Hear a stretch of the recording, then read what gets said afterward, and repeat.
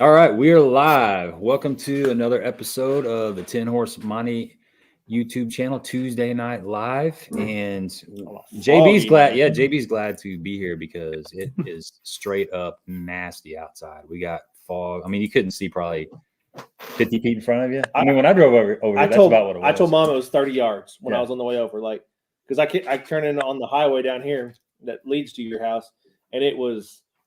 I could see the signs, all the signs light up, but you just can't see underneath that. Like the fog is on the road. It's not like one of those hanging.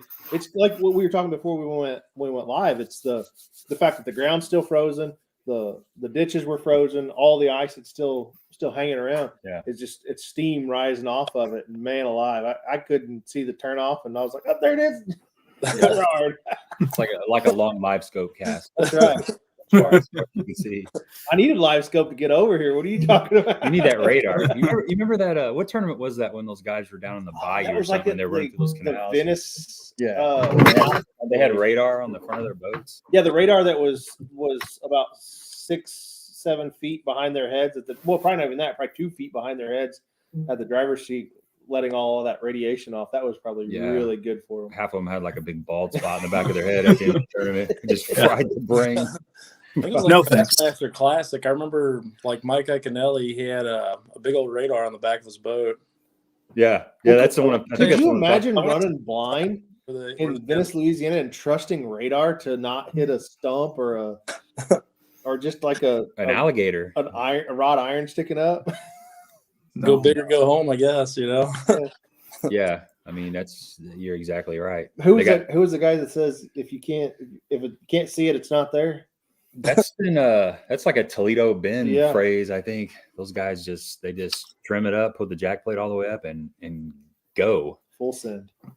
Yeah. So on the other end here we got Sean Ellison and we got Spencer Clark. They're both actually captains. I just found that out. I didn't know that, but thanks for joining us tonight. We're gonna cover a bunch of topics, and this is just like an organic thing, man. It's a bunch of people get on here and we just talk fishing, and we're looking forward to talking fishing on a cold. That's not that cold, but it's a jury night for sure. This is a heat wave. Yeah, actually, yeah, you're right. And tomorrow's supposed to be like mid-50s. I'm excited. Are you off tomorrow? No, no. I've been flirting with not being at work sometime this week, but I think I'm gonna tough it out. This is like my 6-day work week, so I got to work 6 days in a row. That's tough, isn't it? Yeah, but must be tough. I took off Monday. Let's see, I got Sunday, Monday, Tuesday off because I took off Tuesday on the backside of the Monday. So I'm gonna. We had Monday off because it was this Monday? No. Last Monday was a holiday, right? Right. Yep. Yeah, I haven't been fishing in 3 weeks, so I'm about to go absolutely nuts. Absolutely, melt the ice. That is the truth. So, it was crazy. So it's the most depressing part though when it gets warm, ice is melting. That's just super cold water right back in the lake. So it takes so much longer than you would like to. But I don't think that'll stop most of your followers. They seem pretty hardcore. Well, that and the fact that on the front side of all that weather we had quite a bit of rain that dirtied up the water too. We had a good half inch of rain the week before all the weather came in. So you got dirty water with ice on top of it with a lot of flow coming in, just going to dirty it up even more. And cold, dirty water is not a recipe for catching a lot of wintertime bass, not at least for me. I think Spencer likes the dirty water. He could probably talk to that a little bit. The cold, dirty water, though? Come on, man. Come on. I got to hear the juice if you got that. It kind of depends. Like for me, like fishing in cold, dirty water, it's always better if you get some sunny days, kind of leading in. Like say if you're going to fish a tournament or something, you get some sunny days, that dirtier water will tend to warm up a little bit. And I don't know. I mean, before LiveScope, I used to power fish a lot more. I'd get up in that dirty water, throw a spinnerbait, throw a crankbait. Works really good, in that dirty water, even though the water's cold. Done real good at Lake of the Ozarks, getting back into some of those creeks with the water being, in the low 40s. Throwing crankbaits and stuff. I like the dirty water, but I've done better if you get a couple warm days leading into it. Yeah. Look who showed up here. You guys know this guy? I do. What's up, brother? Good to see you on there. And it's a pleasure to know him. I saw, what was it I was watching? It was Oh, it's funny. I almost texted you, Jack, the other night. It was late at night and I was watching Monster Quest. Like where I live, we don't have cable.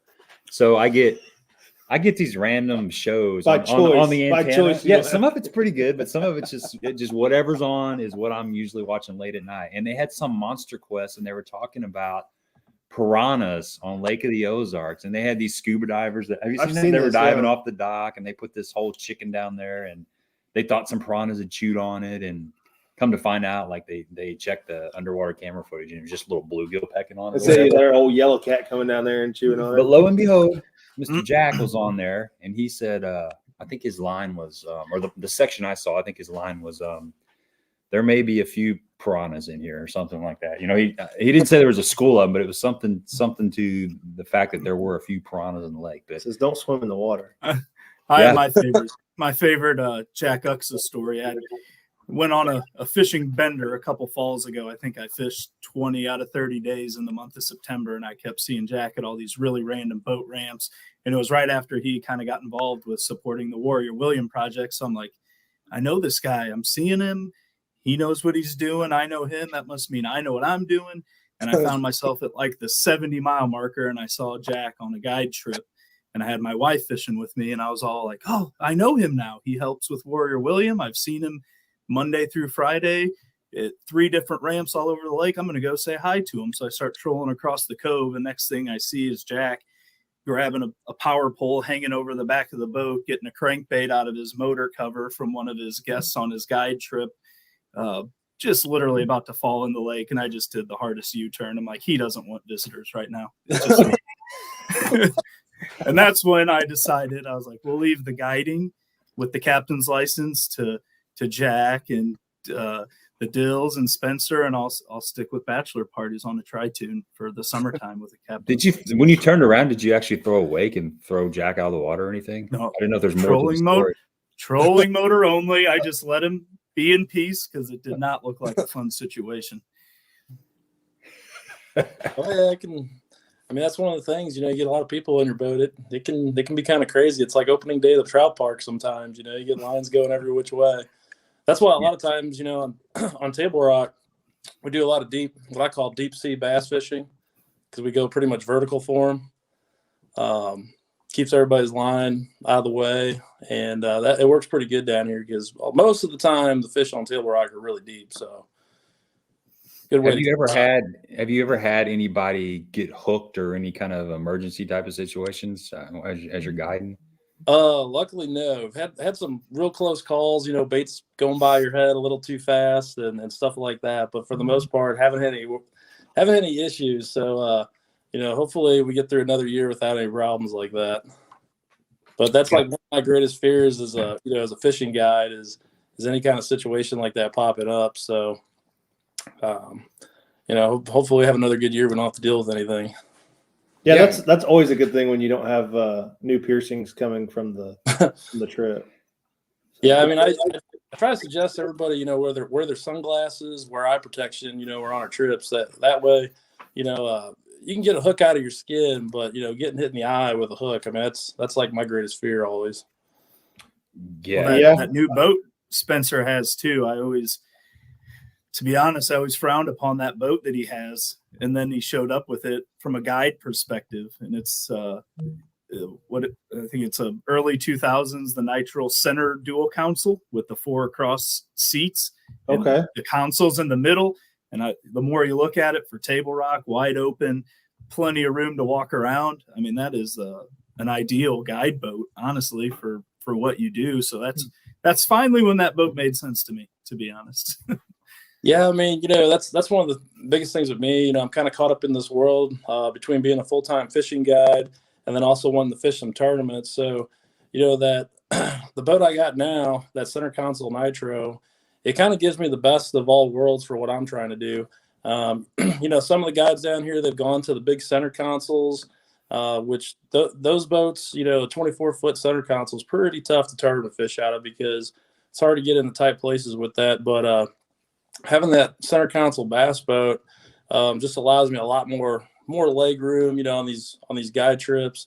It's easier to get people in there, and people can kind of spread out a lot more than you typically would, in your normal style bass boat. So it's been awesome. Like ever since I've got it, I've loved it.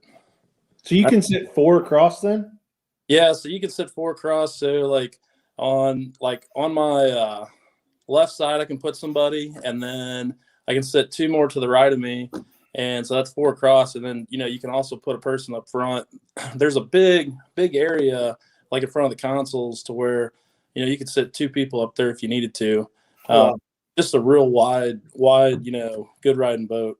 I remember that boat, and I always thought that was I was kind of like you, Sean. Like, I don't really see the purpose of this boat. Like, but now that you say that, you can fit a lot of bodies in the boat, and walk around safely.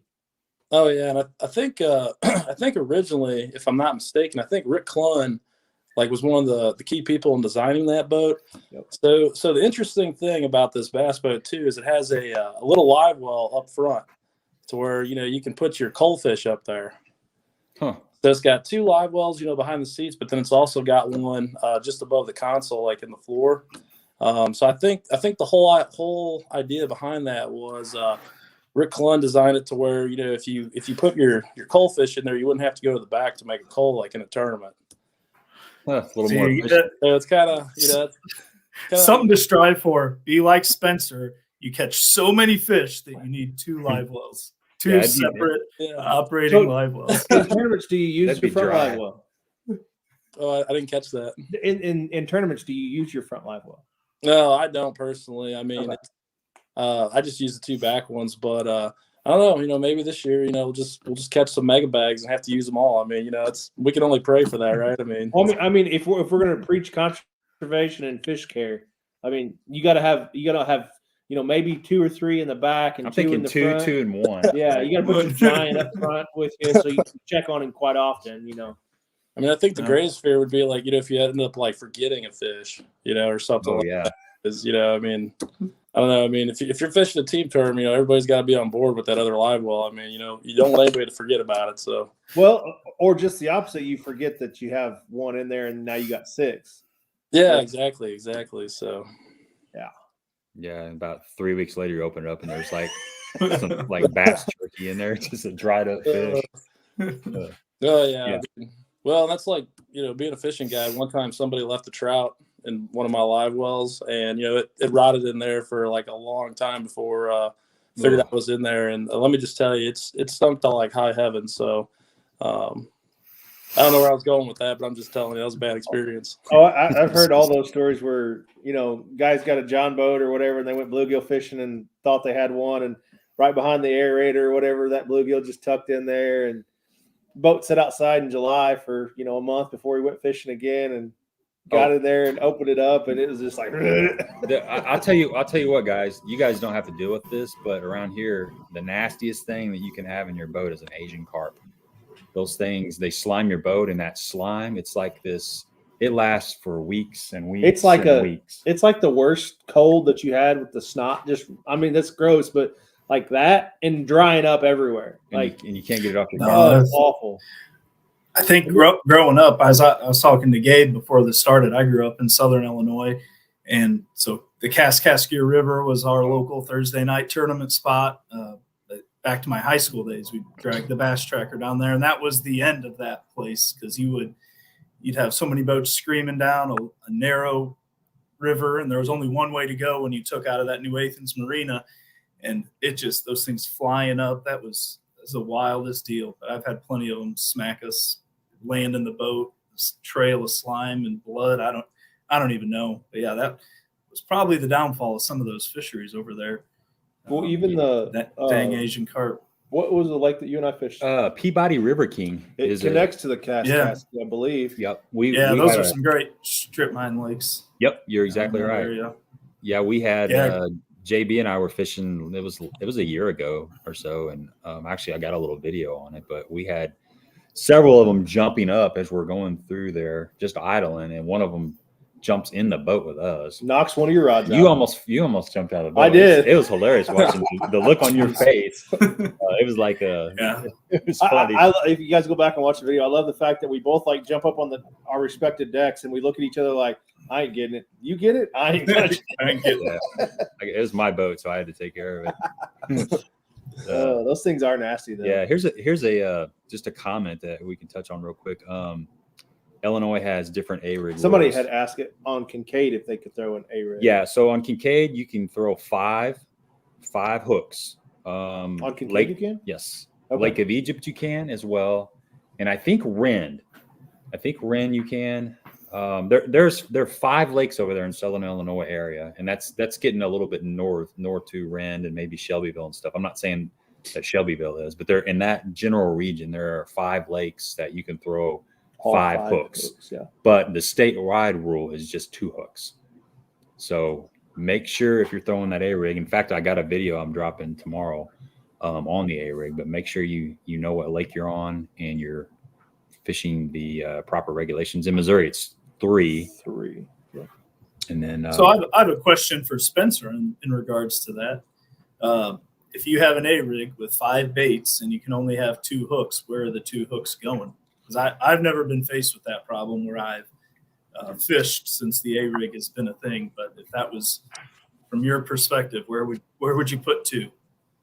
Oh, I'd probably look into some, like smaller A-rig or something to throw, just to cut down on, the amount. I guess over in Illinois, you can throw, can you throw 5 blades? Like a 5 blade, 2 hooks. So Yeah. I think you can. Yeah. Yeah, I'd probably put a hook in the middle one and then one of the bottom ones. And then I'd have blades on everything else. Seems to me like when I'm throwing an A-rig, they usually get that back hook, the one that tails the longest behind the bait. And then usually the corner ones get hit the most. The top ones really don't get hit too much on those. So that's probably how I would do it. Yeah, so I would agree with that. It's always like with the 3, it's obvious, the 2 on the bottom and the long arm in the middle. Mm-hmm. But the 2, it's like, do you want to go the long arm or do you want to go 2 on the bottom? But I think I would do what you're doing too. It's like one of the bottom ones and then the longer one. And I would probably maybe upsize the middle one a little bit, maybe chartreuse the tail, just make it kind of more of a target possibly. Yeah, make it a little different. Like maybe put a bigger bait on the last one, the center hook. And like you said, spruce it up a little bit, maybe change the colors a little bit. That's probably what I would do. Yeah. I don't want to give away my buddy Paul's secret, but we've been experimenting like crazy with A-rigs as far as, 4 of something and 1 different. And this guy, Paul Meese, just eats, breathes, and sleeps fishing more obsessively than I do. I think that's why we're buddies. But through probably the last couple winters, it's that Chomper's rig and shad. It's like it doesn't matter where we put it, because I was always a firm believer in the middle one was the most productive. But if that's like the lone bait that's different than the others, that one has like revived my interest in A-rig fishing, because it's such a steady thing between the 2 of us. We both fish the same part of the lake very consistently, and it just blows my mind that it's different than most baits that people throw on an A-rig, especially in the wintertime, because it has a little more action. It's not as subtle, but I don't know what it is about it, but that's the one kind of secret sauce. I don't want to rain on Paul's parade, but that's been our go-to bait here the last few months for sure. Well, Paul heard you because I just saw his name. Right? He actually tagged me on Instagram. Is this the Paul that we're talking about? Yeah. He's asking silly questions. So yeah, but Paul, he we would go out and we would make sure whenever we fished that day, we wouldn't do it the same and try, similar baits on the outside, one on the inside. And wherever we moved that one Chomper's swim bait, it was just like, I don't know. Before that, my interest in the A-rig was kind of wavering a little bit. I feel like it was played out and getting a little too much attention, but whatever it is about that specific swim bait, it's been pretty good. So you think you could put 4 Kitex and one of the Chompers all in the same color and you would get a lot more bites? Yes, yeah, same color. We do the same. Yeah, we do that. Kitex, we'll do the spark shad, because before that, especially at Table Rock, I like the littler spark shads, but we'd use that one Chomper's one a little bit.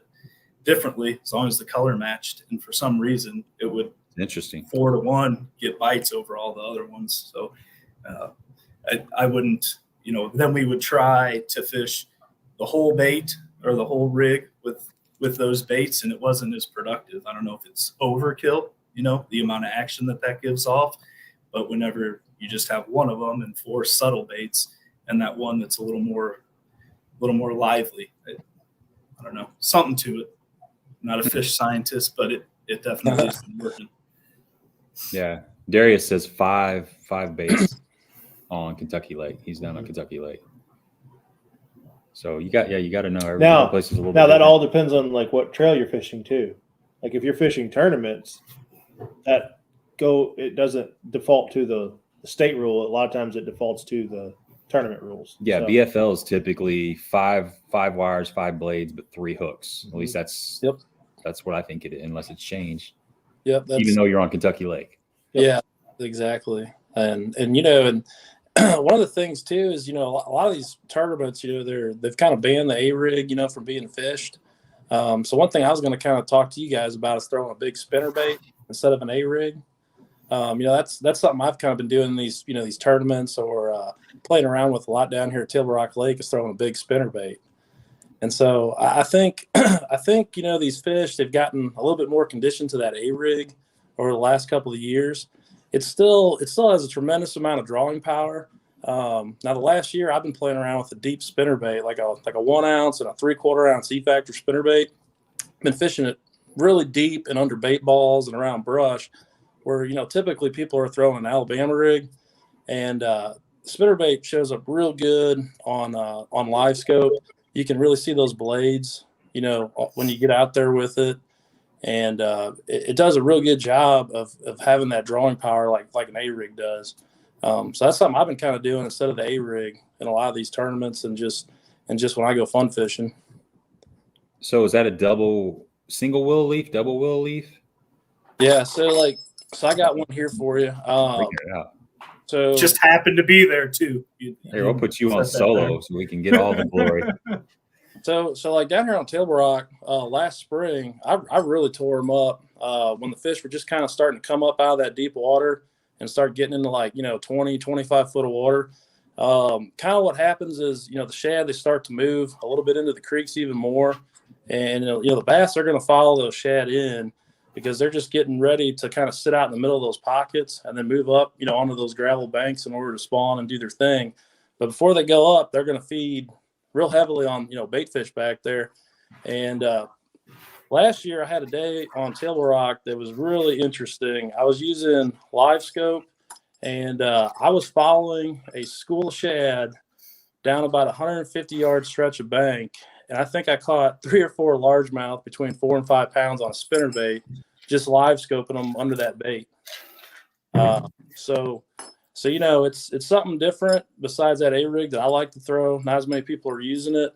Works real good over deep brush piles too. Just something you might think about.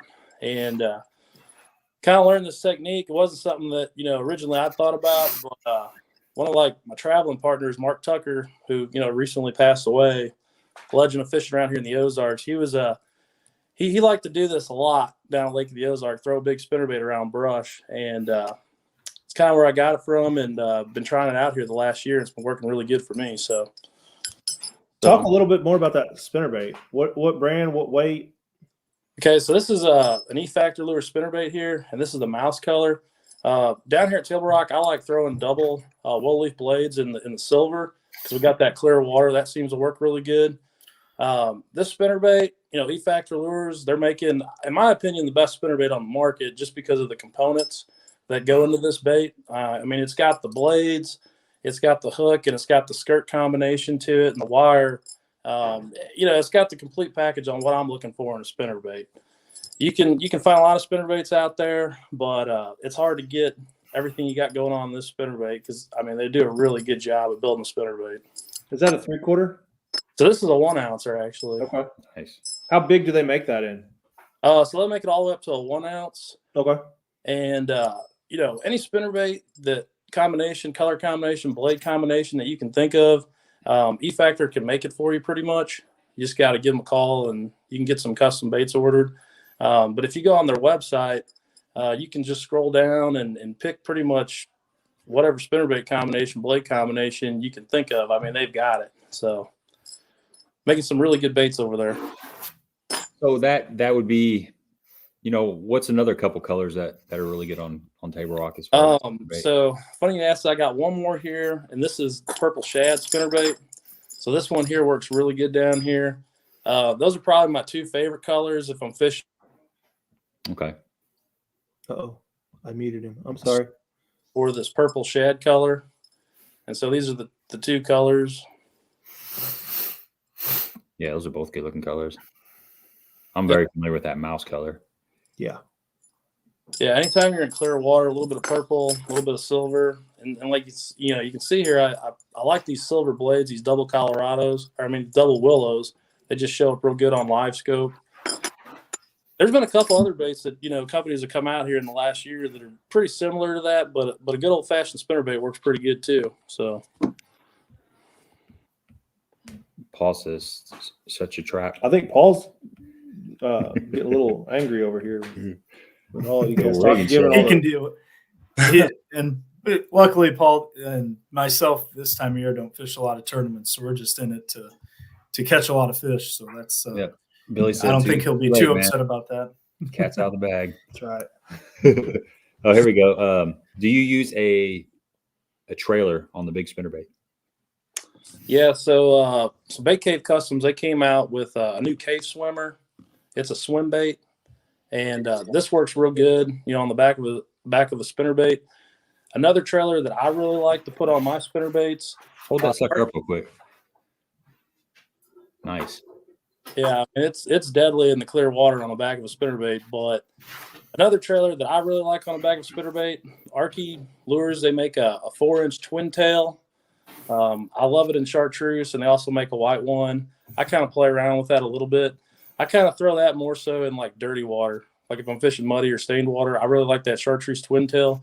But down here at Table Rock, fishing the clear water we got, just 3.8 cave swimmer.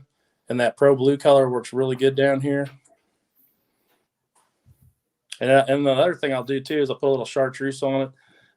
Anytime you're throwing an A-rig or a spinnerbait down here, you always want to dip the tail in chartreuse. For whatever reason, Table Rock bass, they really like chartreuse on stuff. Let's dive into a question here, just because that's kind of the name of the live stream. And there's obviously there's no wrong or right answer to this, but what do you guys feel is the better lake between the two, Table Rock or Lake of the Ozarks, and why, if there is a choice between the two, if you guys decide one over the other? And not that I have as much experience as Captain Guide Man over here, but it is pretty ironic that I traveled the Midwest for work for quite a few years, fished everywhere I went. And when I finally moved back to St. Louis, I got a vacation spot in Shell Knob, Missouri, thanks to some really good friends that had been going down there forever. So the west side of Table Rock. And at that time, Spencer had just gotten out of college and he moved to Lake of the Ozarks. And so I was at Table Rock all the time, knew Spencer, he was at the Ozarks all the time, kind of flipped. I started having kids, and the drive from St. Louis to west side of Table Rock got to be a little too much, and Spencer could never figure out how to catch him good at the Ozarks, so he went down to Table Rock, and I bought a condo at the Ozarks. So we both have pretty good relative experience, I think, on both of them, and a clear cut and dry answer. As much as I love fishing the Ozarks, man, there's just something special about Table Rock and the quantity of fish, and it seems to be easier to catch them after you get the right guidance. I got one of my good friends, Brad Meyer, that's been fishing down there since he was knee high to a grasshopper. And after you go out with someone that really knows what they're doing, like Brad, it makes sense. It doesn't make sense if you don't see it and how people catch fish in the middle of nothing. But once you figure it out, it's just nonstop action, and it's so much fun. And ultimately, it makes sense for Spencer to go there because it is so easy to catch so many fish that I completely understand why he would make that move. Right. So, so like, yeah, I feel like I can kind of speak on both lakes just because, I've lived at Lake of the Ozarks for a couple of years early on, and then get up there quite often and do some fishing, and then been down here for a good 4 years now. Um, so I think the difference is that Lake of the Ozarks overall. I mean, you're talking about just bigger bass in general. I mean, there's some magnums, in Lake of the Ozarks still. Table Rock, the big fish, it just seems like they've fallen off a little bit, although we do get some real big fish showing up down here occasionally. But overall, I think pound per pound, there's bigger bass in Lake of the Ozarks. And then I would say like the style of fishing on both lakes is a little bit different. Lake of the Ozarks, I feel like still is kind of a power fisherman's, paradise as far as around here in the Ozarks, because you've got boat docks, you've got a little bit dirtier water across the lake. Lake of the Ozarks is just a clearer lake, and the fish get really deep here. A couple weeks ago, I was catching 5-pound largemouth off the bottom in 80 foot of water. And I didn't know before LiveScope that you could even do that. So, I mean, it's crazy how deep the fish get here. The other thing, too, is that I would say that, Lake of the Ozarks, it's hard to fish that lake in the summertime just because of the amount of boat traffic you get on that lake. And, if you try to get out there in the middle of summer, you will tear your boat up. I don't care how big your bass boat is, you're going to beat it up. Whereas, Table Rock, it's getting a little busier down here, in the summertime. But typically on Table Rock, you're dealing mostly with fishing boats, pontoon boats. And one of the boats that I've really despised the last year was the wake boats. I'm sure you guys have seen those before. They cast like about a 7-8 foot wave off it. So you can go. Oh, and they get out first thing in the morning because they want the calmest water. So the whole idea of getting out and fishing in the calmest water is just gone. Yeah, those things I could really do without those. Tremendous amount. But you'd be out there fishing. Spencer, have you ever been out there clear, calm morning and you don't hear or see anything, and then all of a sudden here comes a 3-foot roller right over the bow of your boat? And rogue wave from just on these wakeboard boats. Oh yeah, I think everybody's experienced that. I mean, it pays to keep your head on a swivel, that's for sure. I mean, these lakes are getting a lot busier every year. So, we don't. I know Egypt gets a lot of boat traffic, but you can get into the no ski area. But Kincaid, I know, is notorious for that. I've had guys like skiing throw water on me that close, and that's that's just asking for trouble right there. Like, I'm in a fortunate spot at the Ozarks. Our place is at like the 18-mile marker, so it's right next to if you're familiar with the lake, right next to Shorty Pants and the mouth of the Redheads Cove, where Redheads is out in the back. So half that cove is no wake all summer long, and there's so much good fishing in there that if it's that bad outside and I'm dying to go on a Saturday in July, I have half of Lake of Egypt no wake right there to idle out and fish in. But then I always try to find my way to that main lake point because I say, oh, it's not that bad, it's not that bad, and then the 40-footer tries to get it up on plane while you're sitting there fishing, and it's scary stuff. And then 3 more buzz you while you're sitting. Yeah. But honestly, and it's not a plug by any means because I paid all the money for it, but I got one of the Vexus aluminum fiberglass infused boats. And before that, for those of you that know me, I had the most obnoxiously red and yellow Gambler because I wanted to go fast for a long time, and I did. And it cost a lot of money to blow up engines, so it was time to get rid of that boat. But that Gambler sat so low in the water. I mean, a jet ski would make a wave come over the bow of that boat. Plus, when you add 3 graphs of Ultrex to the 360 on the front of a boat built in 1998, it's not really made for that. So, yeah, I was just diving all the time. And the craziest thing about this new Vexus boat, I've fished all summer long. I fished the Laker Lunker Challenge in the middle of June, where I'm going from with me and Charlie running from Tantera back to PB2 to weigh in a fish. And in that Vexus boat, I've never had a wave come over the front. It just pops right up and just never had that problem. So after seeing the extreme worst of it and getting into this new boat, it's night and day, and it's pretty amazing how it always just stays on top regardless. It's fun to fish. You don't have to drive it to stay on top.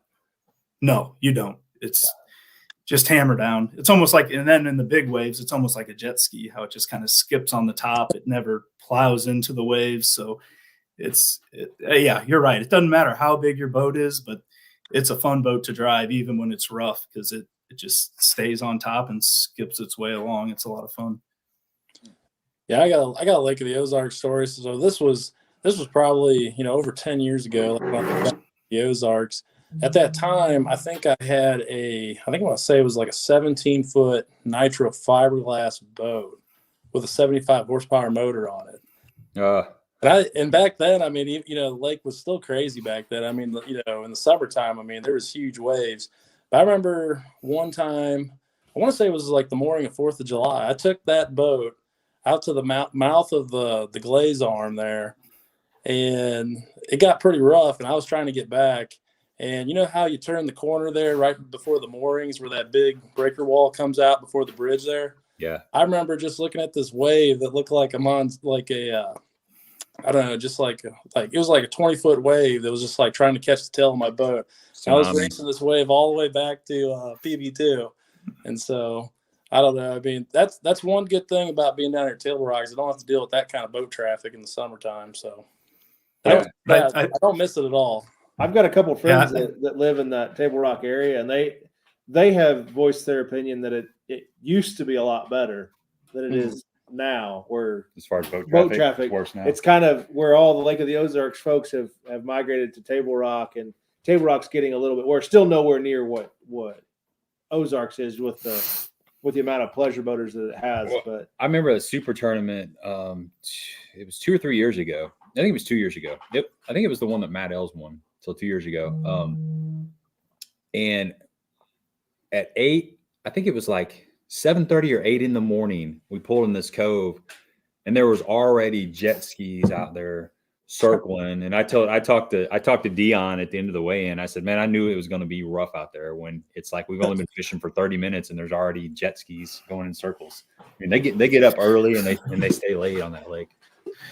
I know my older brother works for Major League Fishing, and every time they have a big tournament at the Ozarks, it's always usually in the fall, even late spring when the boat traffic's picking up. And my brother, his coworkers, they're calling, emailing me asking for camera boat volunteers. You get a stipend for the day, and the first few days, full fields, you got to take off from PB2 and follow specific people or go to a specific part of the lake. And Jack was on earlier. I think he did it this last, maybe it was for the Bassmasters or something. But I was like, they're talking to the wrong audience. You guys, there's plenty of people with giant boats that would love to get paid just to drive around with a camera in it. And how good publicity would that be for Bass or Major League Fishing to have a 42-foot catamaran chasing their bass boats around with a camera on them? So those guys are doing it anyway. They might as well tap into that market to get all those guys have to do is burn gas, right? Like, yeah, exactly. So they do it for free. You wouldn't even have to pay them. Just say, we'll give you a camera and just film some stuff while you're racing around the lake all day. Dude, the boats. I remember the first. I think it was. I don't know if it was last year or whenever, but I saw a pontoon boat with. I think it had 450Rs on it. I'm pretty sure it was 450Rs on a pontoon boat. Or I'm like, you don't see that. You don't just see that anywhere.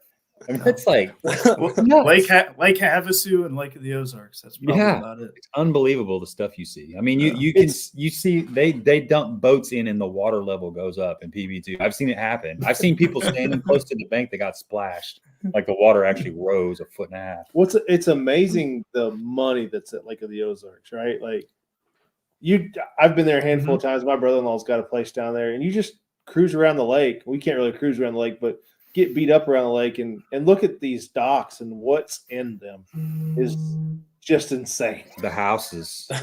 It's like, so the house, Kentucky Lake, and there's a few really, really nice houses, but Lake of the Ozarks, it's like thousands of houses that are every dock that you see has a multi-million-dollar house attached it's to impressive. Yeah, it's all relative, If you're out there on the lake, I'm sure there's somebody sitting on the bank wishing they were you, and if there's someone on the bank fishing, there's someone wishing they could be fishing in general. So yeah, that's the one thing I tell everyone: keep it in perspective, because you're at Lake of the Ozarks, you're looking up from the lake at a very, very small percentage of the population that are are living that life. And I don't know about Spencer, but as long as I'm fishing, the rest of it's irrelevant. It's all I need, right? Just my bass boat and something to cast at. Oh yeah, I mean, well, that's one of the things too. I mean, it wasn't just but maybe 5-6 years ago that I was fishing tournaments out of a bathtub with a motor on it, and I don't take anything for granted because it's a hard sport to continue to grow in each year. But I mean, you can't take any day for granted. That's for sure. Any day you can be out fishing, I mean, that's the best time right there. Amen. Yeah, Marfell and I, we've got a couple of houses picked out there, and they're just 98-mile marker. Yeah, that kind of stuff. Like 2-bedroom, 1 bath, just way in the back of a pocket or something. That's I'm like that's all we need right there. Just a couple down payments from VFL earnings. Right? That's all I need. A place to lay my head. So why does Lake of the Ozarks have bigger fish than Table Rock? I mean, in my opinion, I think that Lake of the Ozarks has all those boat docks, and I think a lot of times those big fish have a real good hiding spot to get up under the boat docks. I've heard stories of multiple fish over 10 to 12 pounds up under the big condo docks at Lake of the Ozarks. That probably because there's so many shad in Lake of the Ozarks, so many big gizzard shad, that they never really have to come out from under those boat docks, and not to mention crappie as well that they can eat on.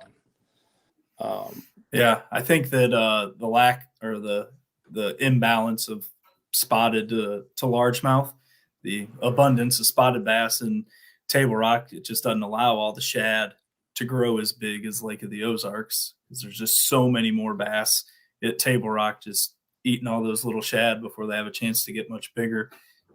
Ozarks, on the other hand, you got big fish eating big baits and waiting for them to get bigger. But yeah, it's probably what Mark McQuaw always calls it in his Major League Fishing stuff, the best lake in the country without grass. And to a degree, that those boat docks probably take the place of some of that grass as far as hiding spots and easy spawning access. How often are those fish just shooting up shallow behind the docks, which is even protected to a degree. Unless you have Jay Beth on your boat, there's no fish safe. That's a different story. But I would say those fish are just so safe, in docks, and out, behind docks and under them. Well, then the lake, the pressure, not necessarily the fishing pressure, but the boat traffic, like that keeps you guys at bay, right? So that's the frustrating part of the Ozarks is that there's a ton of tournaments, but in a really short period of time, because then comes the summertime, and there's a lot of night tournaments. But what is a lot? You look at some other lakes, you go to look at Kincaid or Egypt or Rend or any lake for that matter, and the summertime tournaments are persistent with the weekends and the nights. And Ozark switches to just a night tournament that averages 70 boats on a Thursday night or a Wednesday night and 50 boats on a Friday. That's nothing, because those guys aren't even going that far because it's only a few hours here and there. So I think that has a part to do with the bigger fish development is Memorial Day till probably Labor Day for sure, maybe even mid-September. There's just not that many people fishing compared to anywhere else. And that's why it is a really good time to fish, because that when the watercolor's right and they're pulling current in the summertime, that's as good as it gets, but it's just so limited to go out and absolutely crush them because of the boat traffic. Well, it's just like the North Lakes. I mean, they're covered in ice.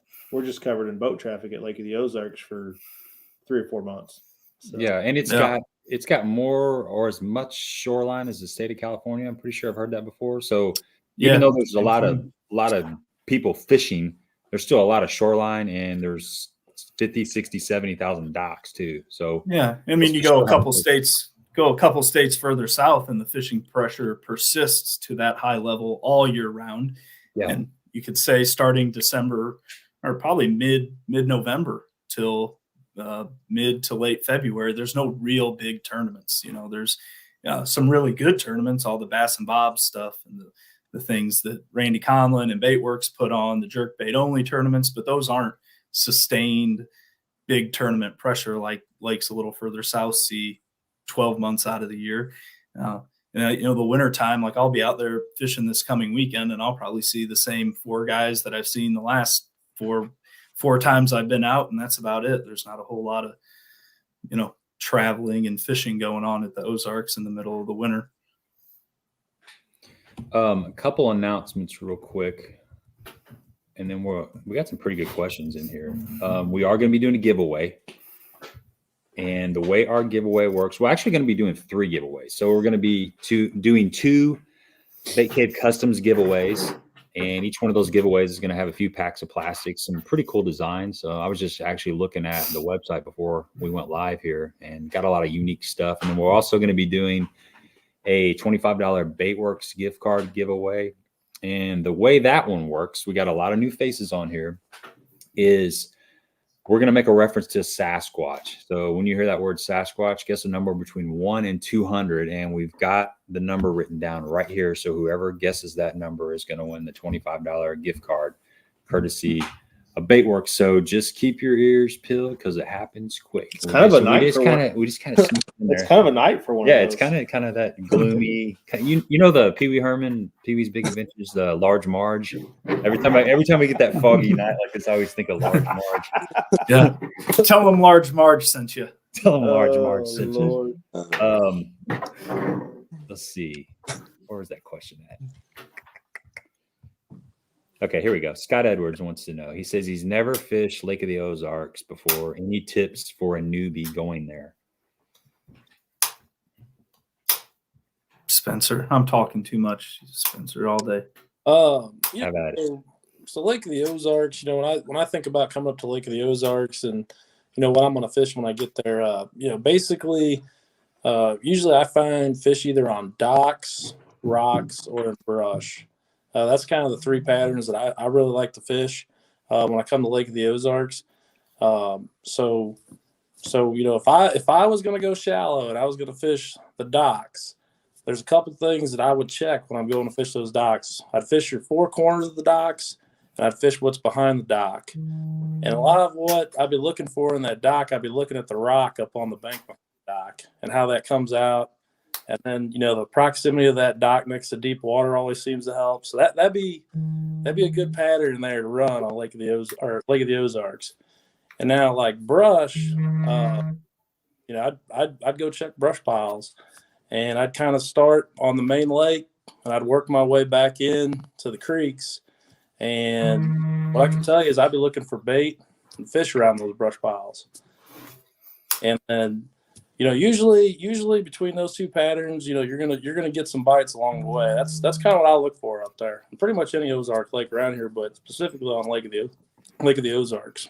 Yeah, rock is key too on a lot of those places. Just to interject here, because around here we don't have Scotty's in this area. We don't have access to, like, we don't have rock lakes. Most of our lakes have grass. I mean, there's Wren, which you're familiar with Wren, Sean. It's a shallow lake. It's got rock, but it's completely different than Lake of the Ozarks. So rock, the fish will hold to different types of rock. That's one of the first things I noticed when I started fishing the Lake of the Ozarks. I don't fish it as much as you guys do, but if you fish it a few times, you start figuring out that you may go into a cove and it'll have a certain type of rock and you not get bit. And the next cove over will have, say, more pea gravel, like in the spring. Sometimes when that water's in the 50s or something, you can catch them on the pea gravel, and they won't be on, you know, the lava rock for whatever reason. So if you can figure out what kind of rock the fish are relating to and where they're at in that cove and the water, you know, the water depth and stuff, you can kind of start putting the pieces together. But around here, it's like we have a lot of grass, and we're not able to pattern fish based off of rock because we just don't have those opportunities. But that's something. You go to bull shows, you go to Table Rock, you go to Grand, Lake of the Ozarks, you got to pay attention to those rock transitions because it's be key. Well, difference from around here to Lake of the Ozarks, a rock lake or brush lake. Lake of the Ozarks obviously is 1,000 times bigger than anything we have around here, but you can pattern those lakes a heck of a lot easier than you can our lakes. Right. Our lakes, if you're on a grass pattern, I mean, yeah, you can get on a grass pattern, but there's not a lot of. And you can move to different sections of the lake too. You know, you'll hear that from the locals. If they're not biting in this section, you know, fire up and run 5 miles down the lake and start over, and then eventually you'll find a hot stretch of the lake a lot of times. Yep. And I think I've heard a lot of people say this. over the years, and it makes a lot of sense. But if you're trying to pick where to start at Lake of the Ozarks, you just got to imagine the boat docks aren't there. And like Spencer said, Table Rock's the same way. There's channel swings, there's creeks where creeks meet the main lake, meet the main river channel. Those channel swings, you'll have chunkier rock that transitions into like chunky, steep rock that transitions to slow tapering pea gravel. So as overwhelming as it sounds to say fish those different kinds of rocks, they usually butt up against each other. And if you can catch them on one side or the other, with the docks that happen to be there, and whether you're fishing in front of the docks, behind them, next to them, it just you'll kind of figure it out. But all those kinds of rocks, they all intersect at some point in time, and that's a really good place to start. And then the one thing Spencer missed, the biggest tip for anyone going to the Ozarks is you say brush. It's like, well, so what am I going to side scan all day? Am I going to live scope all day? No, you're going to idle around, and while you're fishing, you're going to see the boat dock with rod holders on it. You're going to see the boat, as many boat docks are there. There's very few of them that have a bass boat sitting on them compared to the other way around. A fish cleaning table on the back of the dock, a big basket hanging on the back of the dock where they're collecting crappie. Surefire signs that there's a fisherman there, and they would be silly to not have brush under their dock, whether it's in front of it or inside of it, so that you can cut 10, 12 docks out of the way until you see that one with whether it's a piece of plywood on a T on a dock post, or they make all these fancy, probably $1,200 fish cleaning stations for those boat docks. But that's always a good place to start, because there's going to be brush on those docks, and don't waste your time on the other ones. And you also see sometimes like a rope. You see little pieces of rope hanging down off the side and have a Christmas tree tied to the bottom of them. Yeah, suspended. And I always struggle with those. They're too deep to draw a top water bite flipping between the boat and the dock, or there may be a little, they're too high up to fish something on the bottom. So, Spencer's spinnerbait from earlier or something, if the season's right, that's pretty cool when you find them suspended off of the side of docks with bass holding them. Spinnerbait or some kind of square bill, shallow running crankbait usually does the trick. A lot of big fish you caught at Lake of the Ozarks too on those hanging brush piles on a jerkbait too, especially all year. Yeah, all year. Yeah, especially in the winter, especially with LiveScope now. It's kind of odd. I'd never have a jerkbait tied on probably after April, 15th or so. Kind of you change your boat out for the season, and the jerk baits would always leave. Maybe you're changing your type of jerk bait to a floating one instead of suspending. But the advent of LiveScope that lends itself to much more accurate casting, not blindly, and a jerk bait, catch them all year long on it. Yeah, I always take my jerk bait box out and I put my frog box in.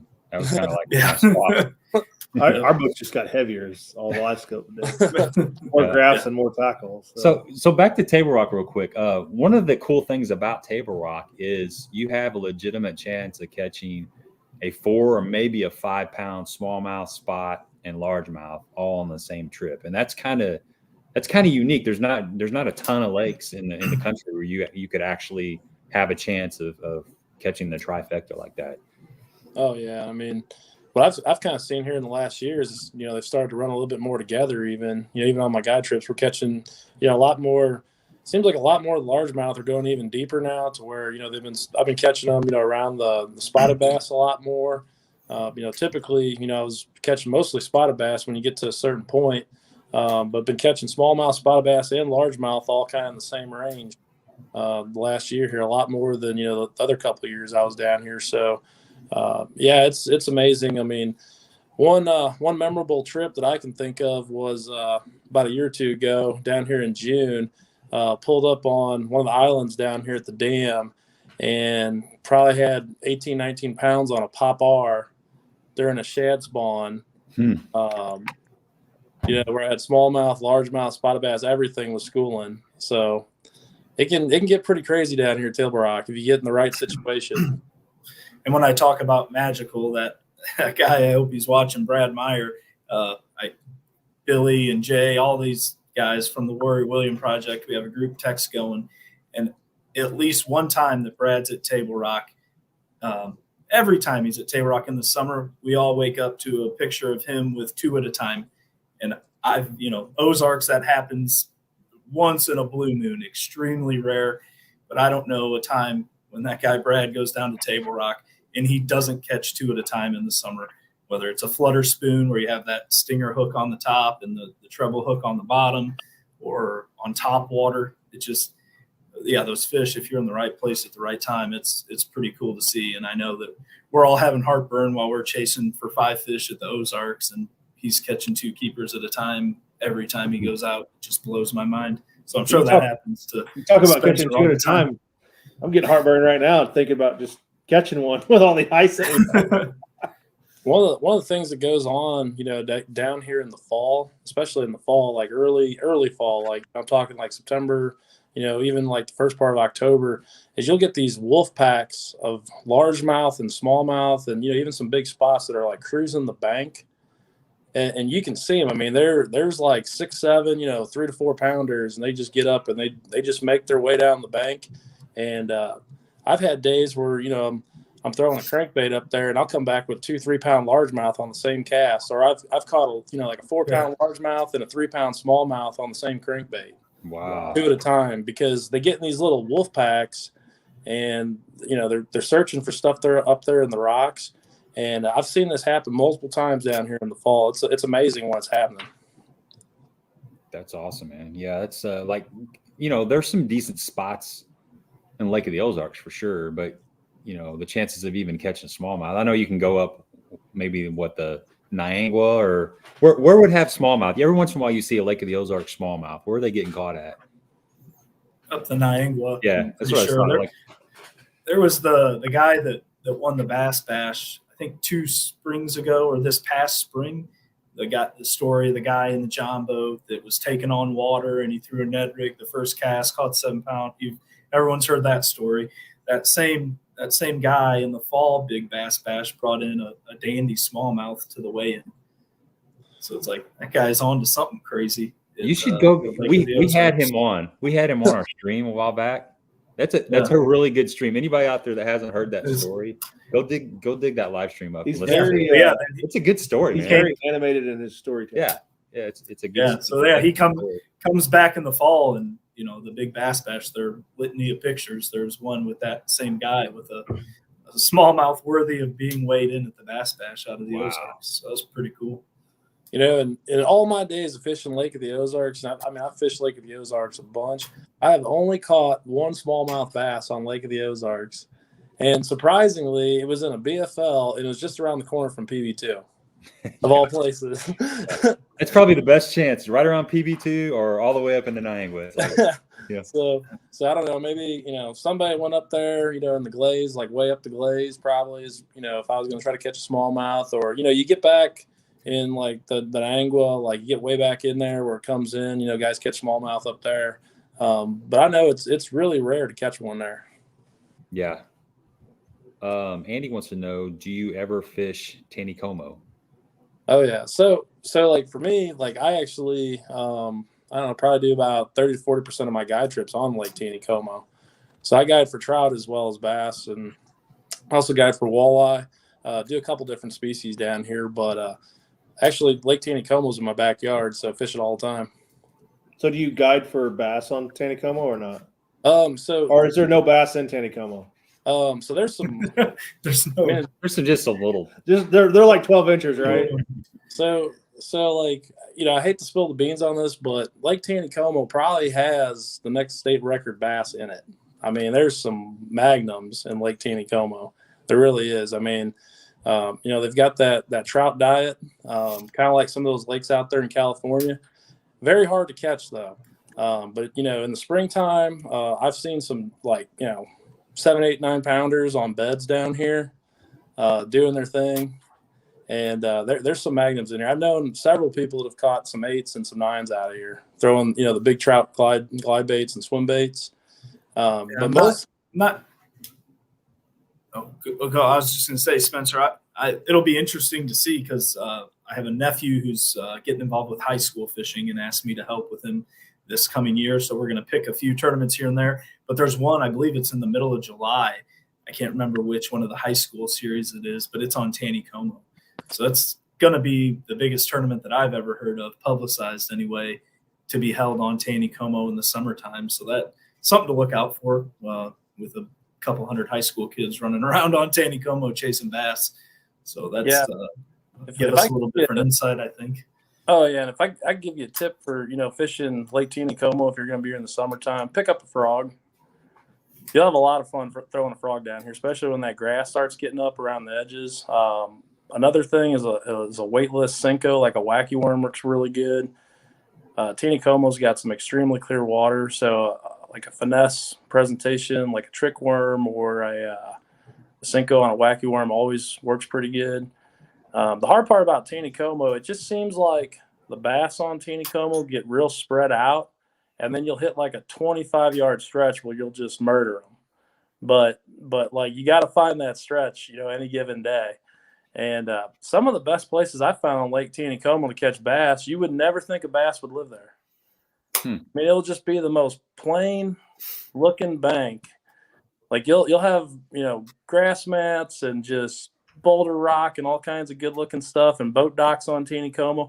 And then you'll just have this little stretch of bank where you would never think anything would ever be there, but you'll catch 4 or 5 in a row there and they'll all be, 3 to 4 pounds. Just kind of, blows my mind some of the places that are good on Taneycomo like that. When you're trout fishing, are you typically just bait fishing? Are you throwing hair jigs, spinning gear, or is there any fly fishing involved? So some of the guys, they like to go up like right below the dam and do a lot of fly fishing. Personally, like on my guide trips, I don't really dip my toes too much into the fly fishing world. We do a lot of spin cast trips where, we throw rooster tails, little Cleos. One of the best ways to catch a big trout on Taneycomo is to throw like a mega bass jerk bait. Mm-hmm. Like you can get away with throwing your full size, mega bass Vision 110, and a lot of big trout get caught on that. But one thing that works really good down here for the trout is just a pink power bait trout worm on a little 1/100th ounce jig head under a cork. The trout eat that up down here. And, of course, power bait. If you're having a real tough time on Taneycomo, you can always catch a few trout on power bait. Yeah. I'll give Spencer a secret. It's corn. He fishes a lot with corn. Because he can eat it, good protein before his workouts, and then bait the hook. Cans of corn for days, and that guy's good. Yeah, anytime you can fish with something that's good for human consumption, that's a win-win. Oh, yeah. So, I mean – Taneycomo, like the thing I've yet to figure out on Taneycomo is like the crappie and the walleye. They're in Taneycomo. I just haven't really targeted them a whole lot. World-class trout fishery for sure. And there's some magnum bass in here too. So good. So do you live scope the trout? Oh yeah. So that's a good question. So yes, absolutely. And you can live scope them on pretty much everything. Catch them on a lot of different baits and stuff. I've live scoped them on power bait.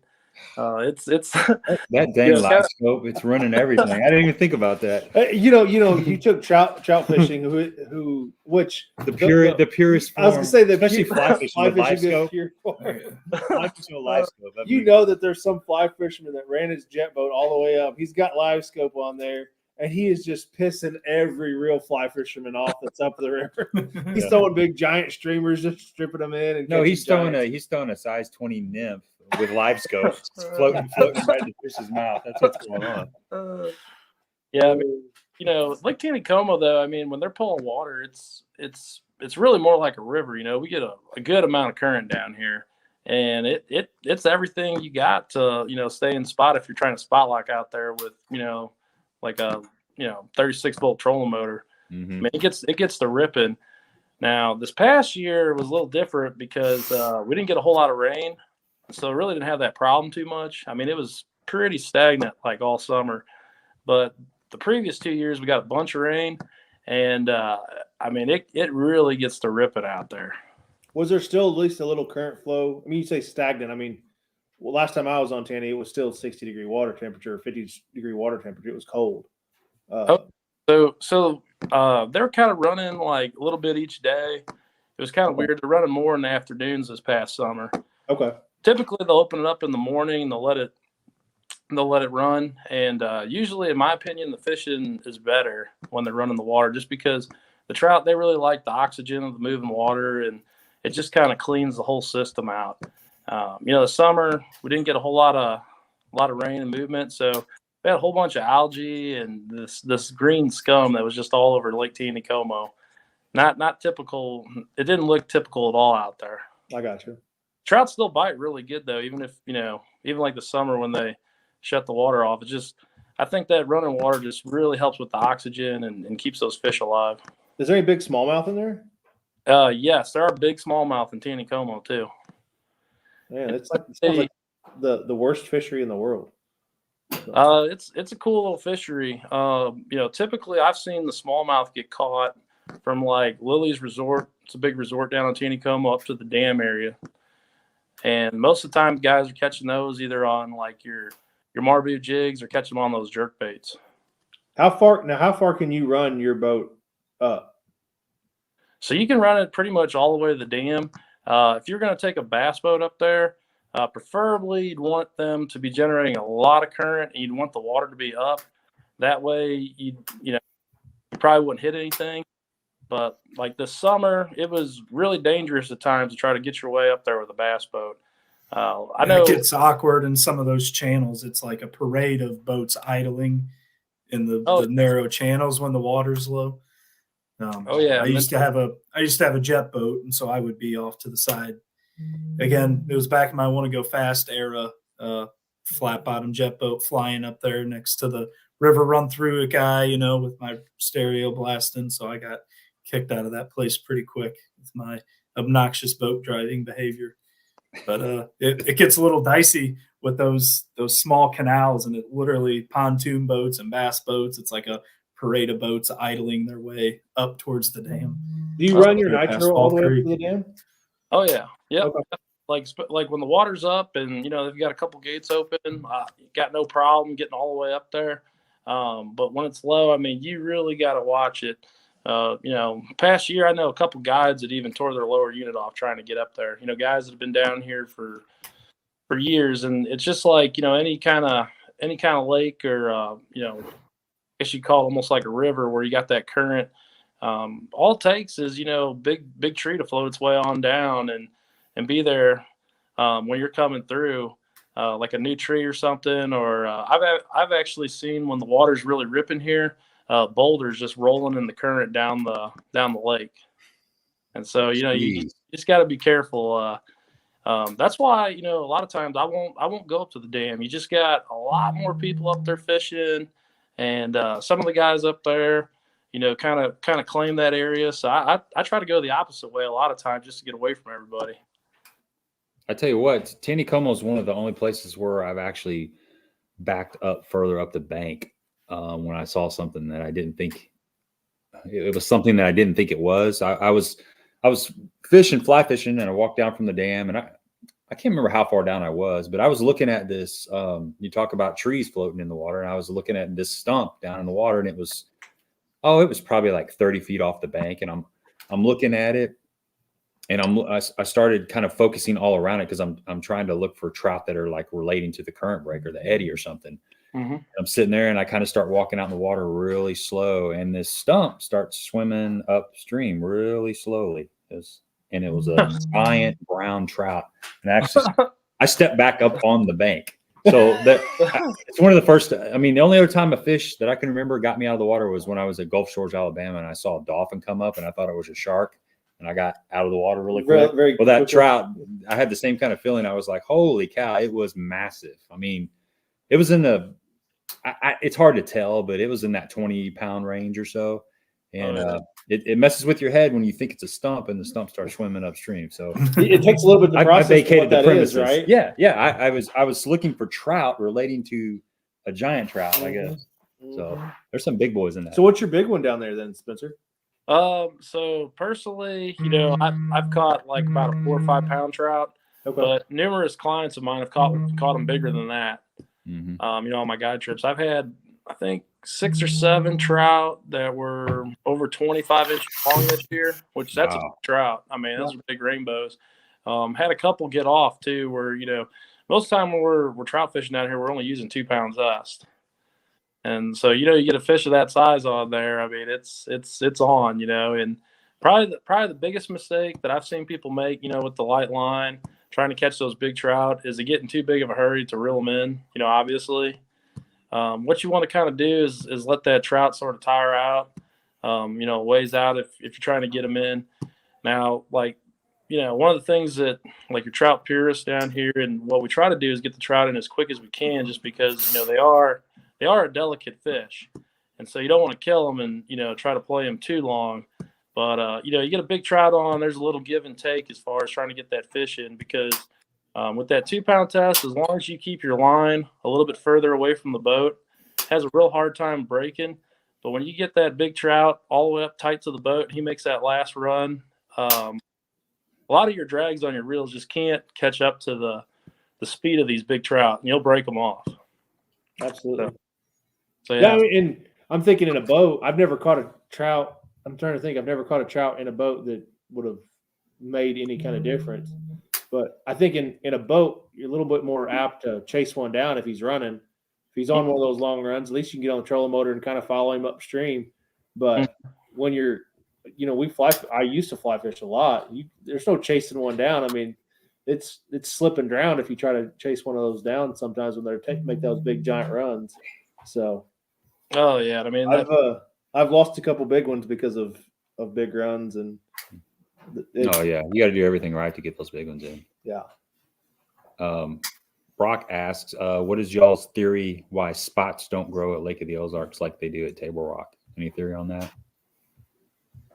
So I'm gonna take a stab at this. I think one of the reasons why they probably do better at Table Rock is that clear water, and just, it seems like spots, they just like to be a little bit more pelagic, out in the open. I think a lot of it has to do with it, and just, I don't know. We have these little small threadfin shad that the spotted bass really like to group up on and feed on, and it seems to me like they're more of an open water fish when they get introduced to these big lakes like this. I don't know though. I mean, it's just be a good question. Yeah, for a biologist. Yeah, that's Yeah.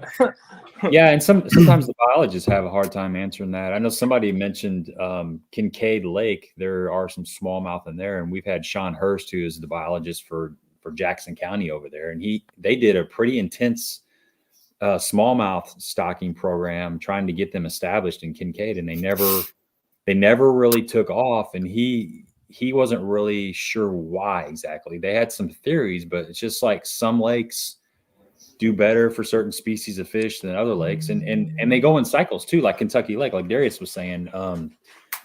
And we've had Mark Menendez on here before, and he talked about there was a time where you could catch 5-pound smallmouth or 5-pound spotted bass on Kentucky Lake. It wasn't that uncommon. There were tournaments that were won with spots years ago, and then the largemouth came in. Now it's like the smallmouth are pretty predominant. I'm not going to say it's kind of 50-50 on the smallmouth largemouth in Kentucky Lake. They've really made a comeback. The grass kind of went away. There's been zebra mussels, the Asian carp. There's just been biological variables that have been conducive to the smallmouth taking hold of Kentucky Lake. So it's like there's cycles that go in each lake. But I don't know. I think Lake of the Ozarks, it seems like the largemouth have always been the king for whatever reason.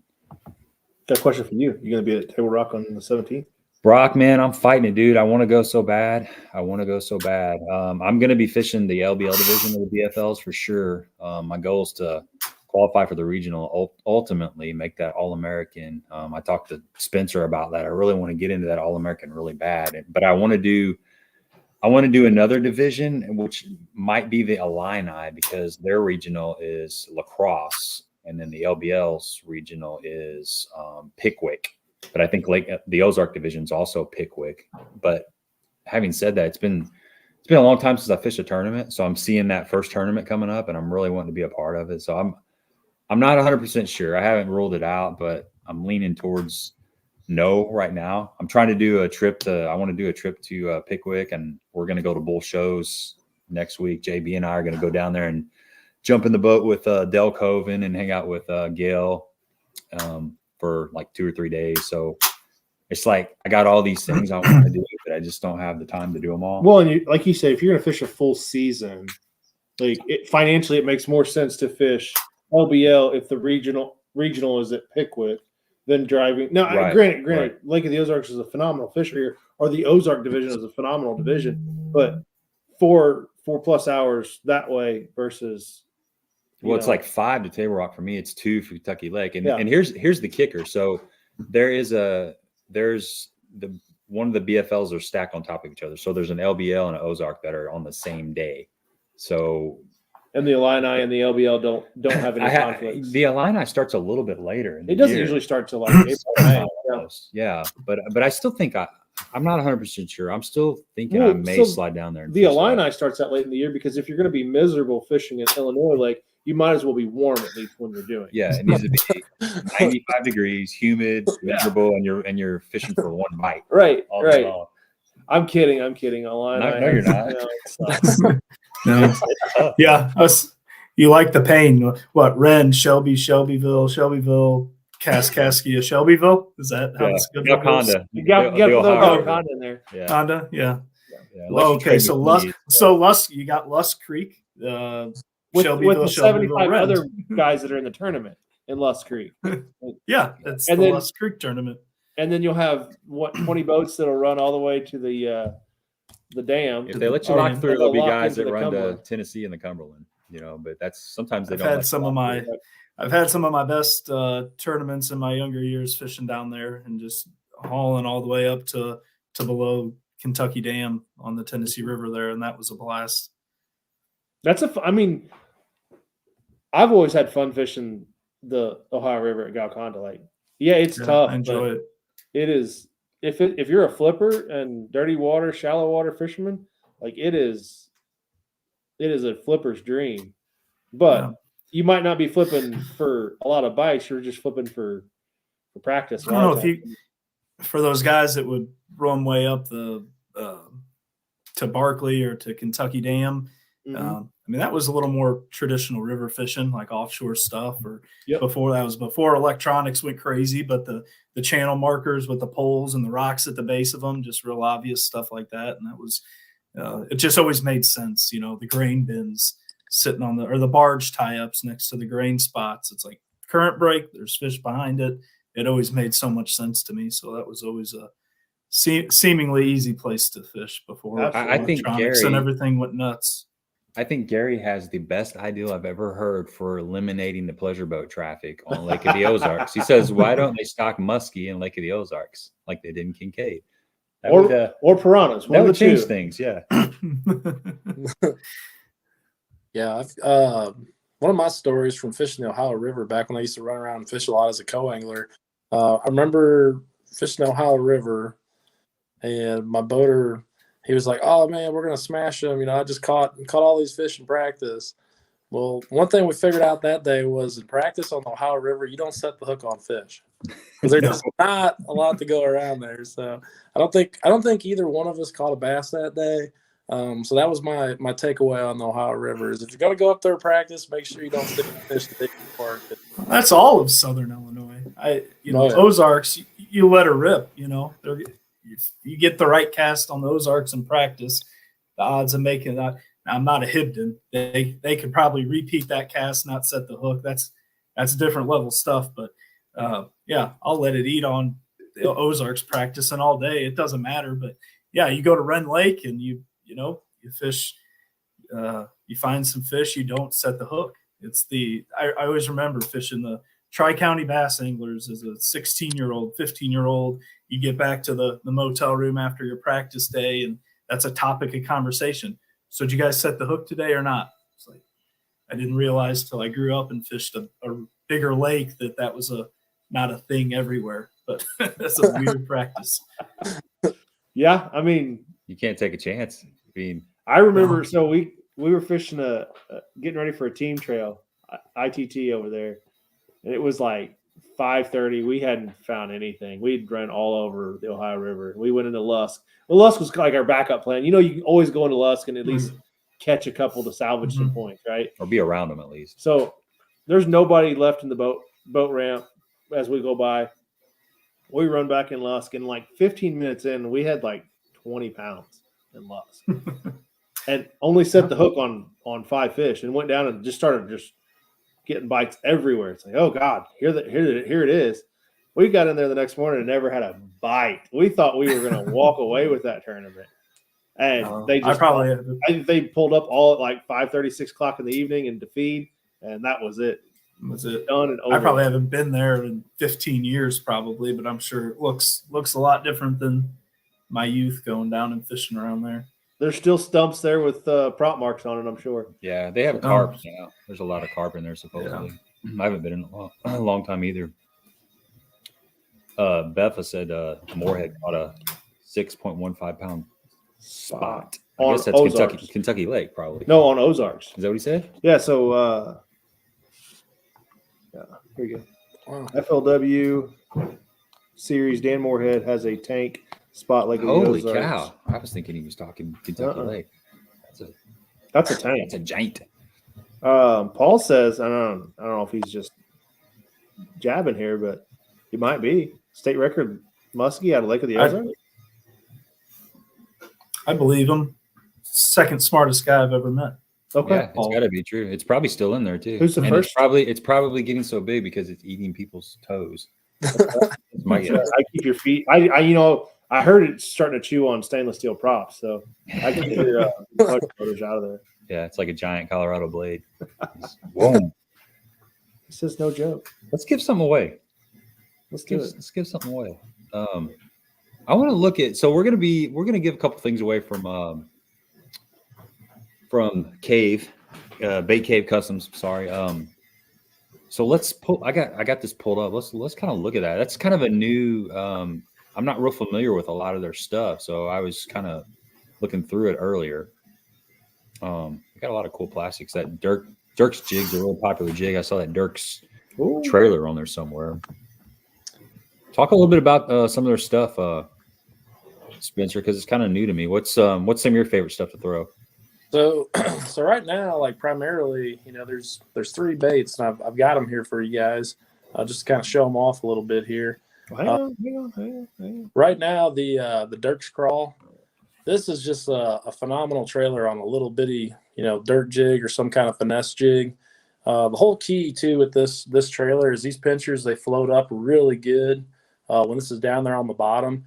And so, one of the problems with a smaller profile jig like this is having the right trailer, because you're not talking about a real big jig in general. So you really want those crawls to just stand up on the bottom down there, because it lets the bass have a lot easier time of seeing it and finding it when you're down there in those rocks. So this is just a real small, compact trailer that gets a lot of bites. I don't think you can go to Lake of the Ozarks, from now until they get on the bed and not have some little bitty jigs like this with you, because that works really good in the springtime when the fish start coming into those creeks and getting on those rock banks. Same kind of banks that I would throw a jerk bait. I really like to fish a jig. Down here at Table Rock Lake, all winter long, you catch them on a drop shot. So this is the new drop worm, and this thing looks incredible under the water. I've had a chance to catch a lot of fish on it, but I really didn't get a chance to see just how good this thing really looks until I was at the Let's Go Fishing Show up in Collinsville, Illinois, and they had a tank there, and we got to drop this down the tank. And I mean, the action on this bait is just insane on a drop shot rig. One of my favorite colors is that morning dawn color. Pretty much works anywhere you go. And I know this year I'm going to be using this a lot when it comes to fishing brush piles, just because of the fishing pressure we're getting on all the different lakes down here. This does really good getting a lot of bites. One other bait that the Cave came out here recently is this 3.8 swimmer, which I showed you guys earlier. I had a privilege of throwing this around a lot on Table Rock Lake this fall. I got some prototype baits and got to test them out on my guide trips. I had this on an Alabama rig, and we had some phenomenal days in October and November throwing this on an Alabama rig down here at Table Rock. For whatever reason, the smallmouth in the dam area absolutely love this bait. So those are probably the 3 baits that, I would go with like this time of the year. But they've got a great lineup, and pretty much everything catches fish. But these are the 3 baits that I'm thinking about this time of the year. Yeah, good stuff, man. Good stuff. Let's pull this old giveaway tool up here and move this. Let's see here. One over. This One right over. here. Okay. Okay. This is only the second time I've done this. You have to be patient with me. I need to stop that.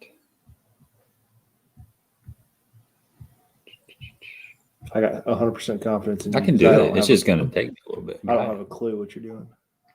I set it up earlier. There it is. Right. We need a big TV on the wall right here. You know, It would be nice. It would be. Okay. We seeing it now? Oh yeah, we're in there. All right. So let's do hashtag cave. How about that? Capitals. All right. If you want to get into the giveaway, type hashtag cave and we'll let it kind of load up a little bit. You And have then to we'll, start collecting comments, or yep. I'm starting right now. there we go. So hashtag cave. Get it in here and we'll get, I don't know, we'll get about 40 in there and we'll we'll give it away. Well, hopefully we get about 70 in there because that's how many people we got on right now. Heck yeah, load it up. So I did want to dive into one of the things I wanted to dive into is the okay, go ahead. okay. Is the BFL Super Tournament last year. And what you guys did, because I fished out of the back of the boat. I don't know why Spencer's laughing, but that's why Sean's picture was just a little bit bigger in the thumbnail, because he he had a little bit better day. At least the first day he did. Can't Yeah, a tell little better. 2 days. 2 days in a row. Actually, Yeah, you put it on me in that time. I'll tell you. if you're counting. He put it on me. So So what he do different than you? What did Sean do different than you? I don't know, Sean. What'd you do different? You know, that's Hold on, honestly, I'll that's my favorite time of year to fish at the Ozarks is the fall, because I like to fish fast and high percentage areas. You know, the fish are super spread out. You might catch one in 20 foot of water. You might catch one in 2 feet of water. And just from my recent experience, it's just super fast fishing, you know, high percentage, literally spot. I'm talking, you know, a mile long bank with nothing except one concrete pier from where a dock used to be is the only irregularity in a mile long strip. And I will drive there. I'll idle up. I'll flip a couple times and usually catch a fish and leave. And the co-anglers don't even have their life jacket off yet. And I know I don't look quick like a cat, but it's all just fast and furious fishing, high percentage areas. And I love getting behind the docks. And honestly, that time of year, I envision a bass at Lake of the Ozarks living under a dock.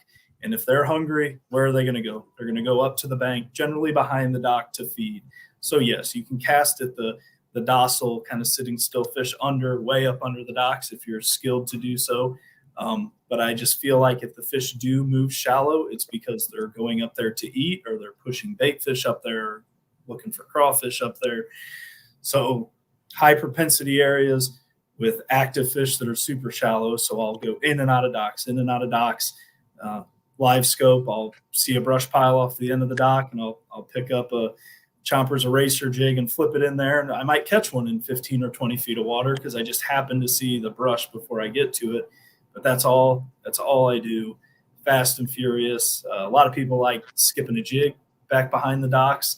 I like to get a little more finessey, although I'll still use 20-pound test on a bait casting reel. But I'll this year when Chompers came out with the possum tail worm, I really like the Crock Gator jig heads.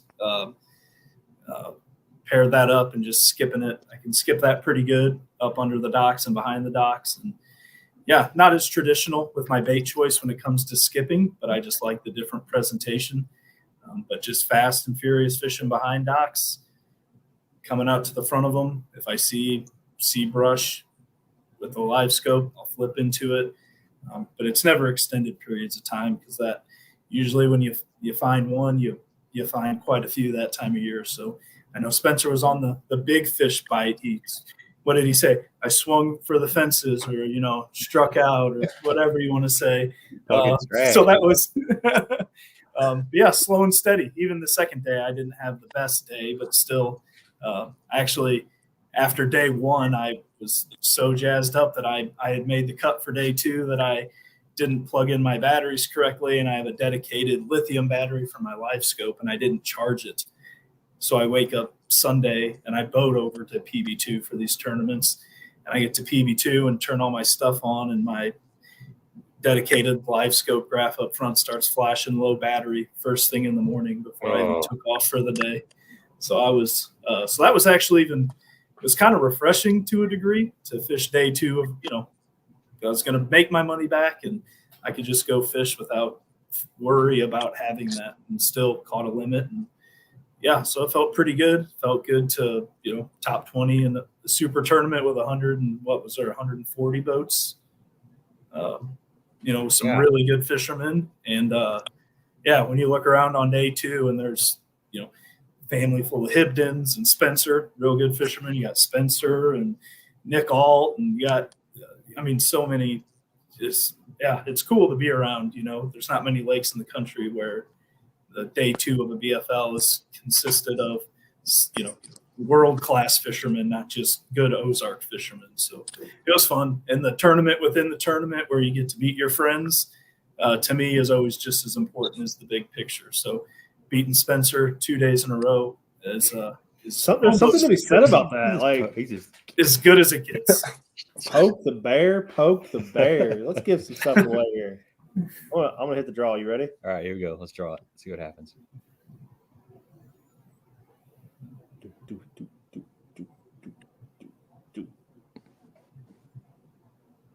Cam, what's up? Cool. All right, Cam. And I think this is how this started. Get a hold of me on Facebook at Gabe Montgomery Fishing, or 10 Horse Monty, or Instagram 10 Horse Monty 6. Just shoot me a text and we'll figure it out here shortly.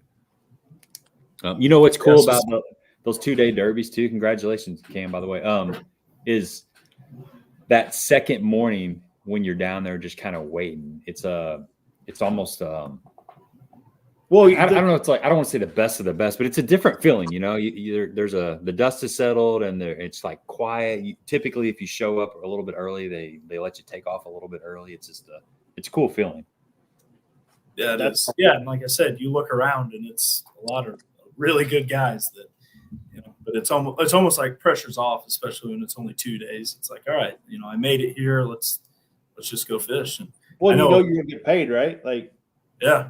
Yep. And I'm lucky. Spencer goofed up a little bit probably on the second day because, I had 5 normal fish and he had like 3 insanely large fish. So luckily it balanced out in my favor. So I imagine he was one bite away from changing this whole story.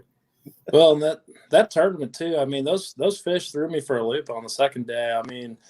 Like first day of the tournament, I was around Marcus Sikora a lot of the day. And, I think he had like 17, 18 pounds the first day, and I had almost 14 pounds.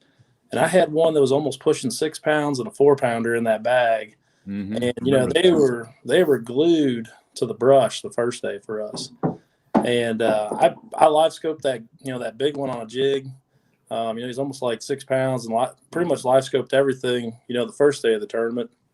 And I was really hoping that deep bite would hold up. But on day 2, I went to the bank in the last hour and caught 3 in the last hour. I probably caught, like 20 fish or something out deep, the second day, but I just could not get the quality on day 2 like I had the first day. And I was wishing that, I would have gone to the bank a lot sooner, but, I talked to some people at the weigh-in and you just never know. I know like one of my buddies from down here at Table Rock Lake, he had one that was over 6 pounds. I think he got big bass on day 2. He had the biggest bass.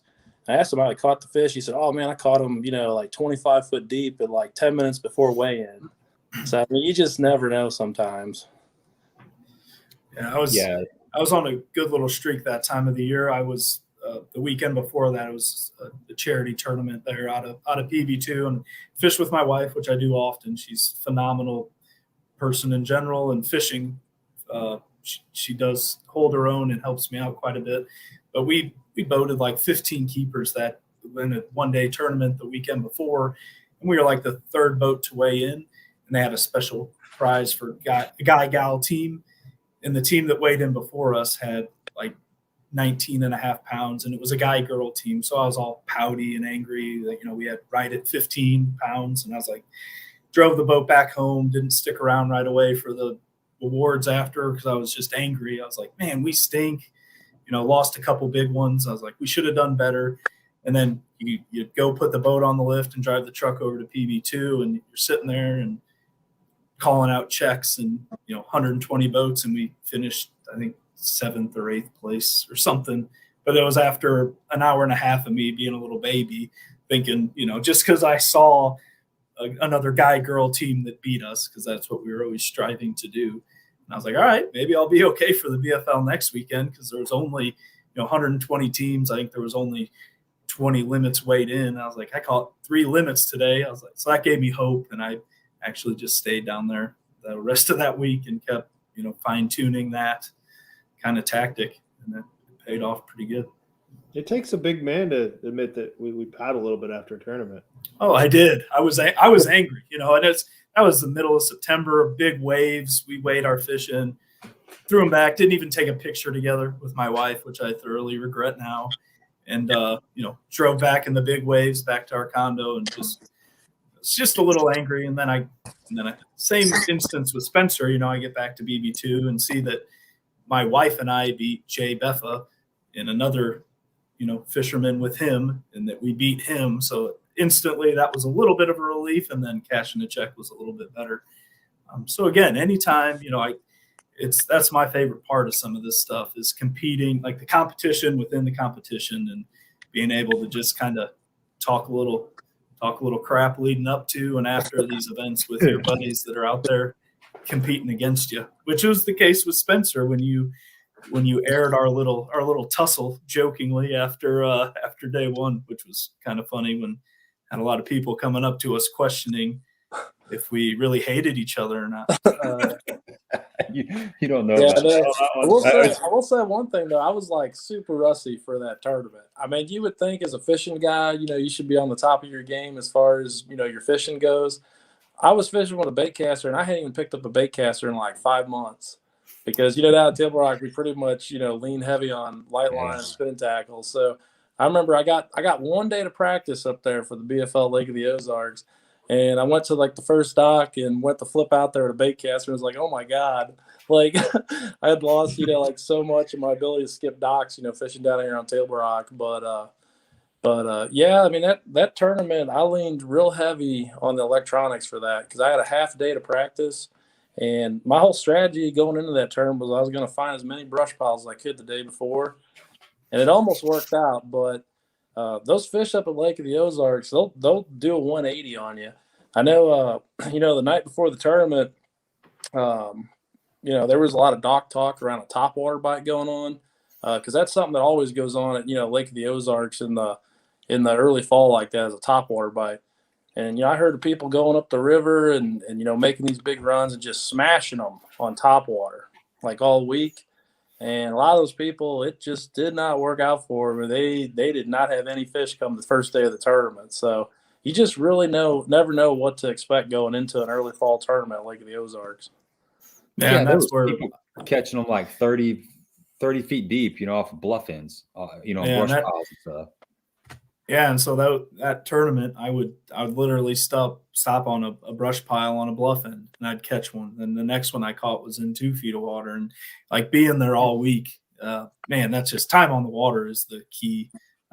Everything else aside, because there was 3 days before that BFL, I had caught a limit on a buzzbait at noon with bright sunny skies and 2 feet of shade on the right chunky bank, and the fish were right up in that chunky rock. And going down a bank, I caught an 18-pound limit in 20 minutes on topwater. And so every day, after that, I'd try the same thing or keep trying it during the tournament days. And it's like, didn't happen. It's like, you got to know when to just call it, or, and stick with what because that could have been painful if you're like just hung your hat on the one thing that happened 2 days before the tournament. And luckily, the weather changed and it got super cloudy, which a lot of people would say, oh, super cloudy, good topwater bite.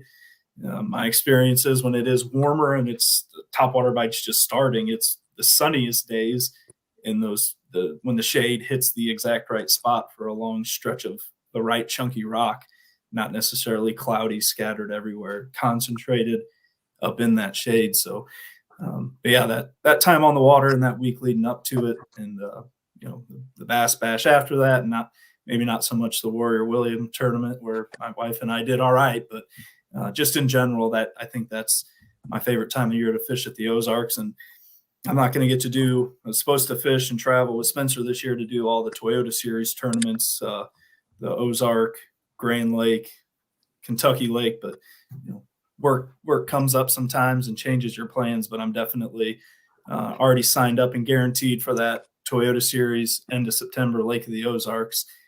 So it'll be kind of like a rematch for Spencer and I for that one for sure. Somebody was asking a while ago what tournament y'all are fishing this year. Oh, real quick, Cam hit me up at Gabriel Monty at Hotmail. She doesn't have Facebook or Instagram. Let's give away another one real quick. Let's do the other giveaway. Let's do that, and while we're doing that, you guys tell everybody where you're fishing and stuff. Okay, all right. We're gonna do the next giveaway for the Bait Cave Customs and hashtag bait. Hashtag bait, everybody. I don't think I shared that though, did I? Is it on there? No. Let's see. There we go. Yeah, hashtag bait. So get the hashtag bait in there for the next giveaway. And then what are you guys fishing next year? Go ahead, Spencer. You got a list, man. You're on it. So this year, the last couple of years, like I've really kind of laid low and really haven't fished a whole lot of tournaments. Just been, really building my guide service up down here at, Table Rock Lake Taneycomo. But this year, I'm going to be fishing the Toyota Series Plains division. Looking forward to getting, over to Kentucky Lake, going back to Grand Lake. In 2019, won the BFL regional as a co-angler on Grand Lake. So got a lot of good memories, at Grand Lake. Hopefully it's going to be good this time around. And then, I'll be able to get a rematch against Sean, hopefully down Lake of the Ozarks for the Toyota Series that there's going to be there. In addition to that, I'm going to be fishing the Ozark Division BFLs. We got the first one coming up in a few weeks here at Table Rock Lake. So pretty excited for that. I like a tournament, down here a little bit later in the season, personally. But I'm going to be working real hard to try to do good in that one. And I'm going to be fishing the Anglers in Action team trail down here at Table Rock Lake as well. And kind of my decision, going into this year with my tournaments was, primarily most of the work I do as a fishing guide down here happens between, like say April on into like September. And so I wanted to make sure that, my schedule was going to be freed up for, running my guide service all summer. But I didn't want to do like the last couple of years. I wanted to make sure that, I could get in a couple of tournaments because, tournament fishing is something that I absolutely love to do. Anytime I get to go out there and compete and try to make something happen, that's the real reason why I do it. I'm hoping to have a real good year, but I'm just going to have a lot of fun getting out there and doing my own fishing. So really looking forward to it. Yeah, and I'm like I said earlier, there's some, work and kids, change your trajectory or planning throughout the year as some of these things happen. But this year, just fishing a lot of open events. We have our annual events that we always like to go to, but kind of the highlights of them. And my favorite ones are the Cops for Kids tournament on Table Rock. I don't know if Spencer will be around for that one. I think it's like the first Tuesday in May. So it's such a unique event. Vexus is a really big sponsor and supporter of the event.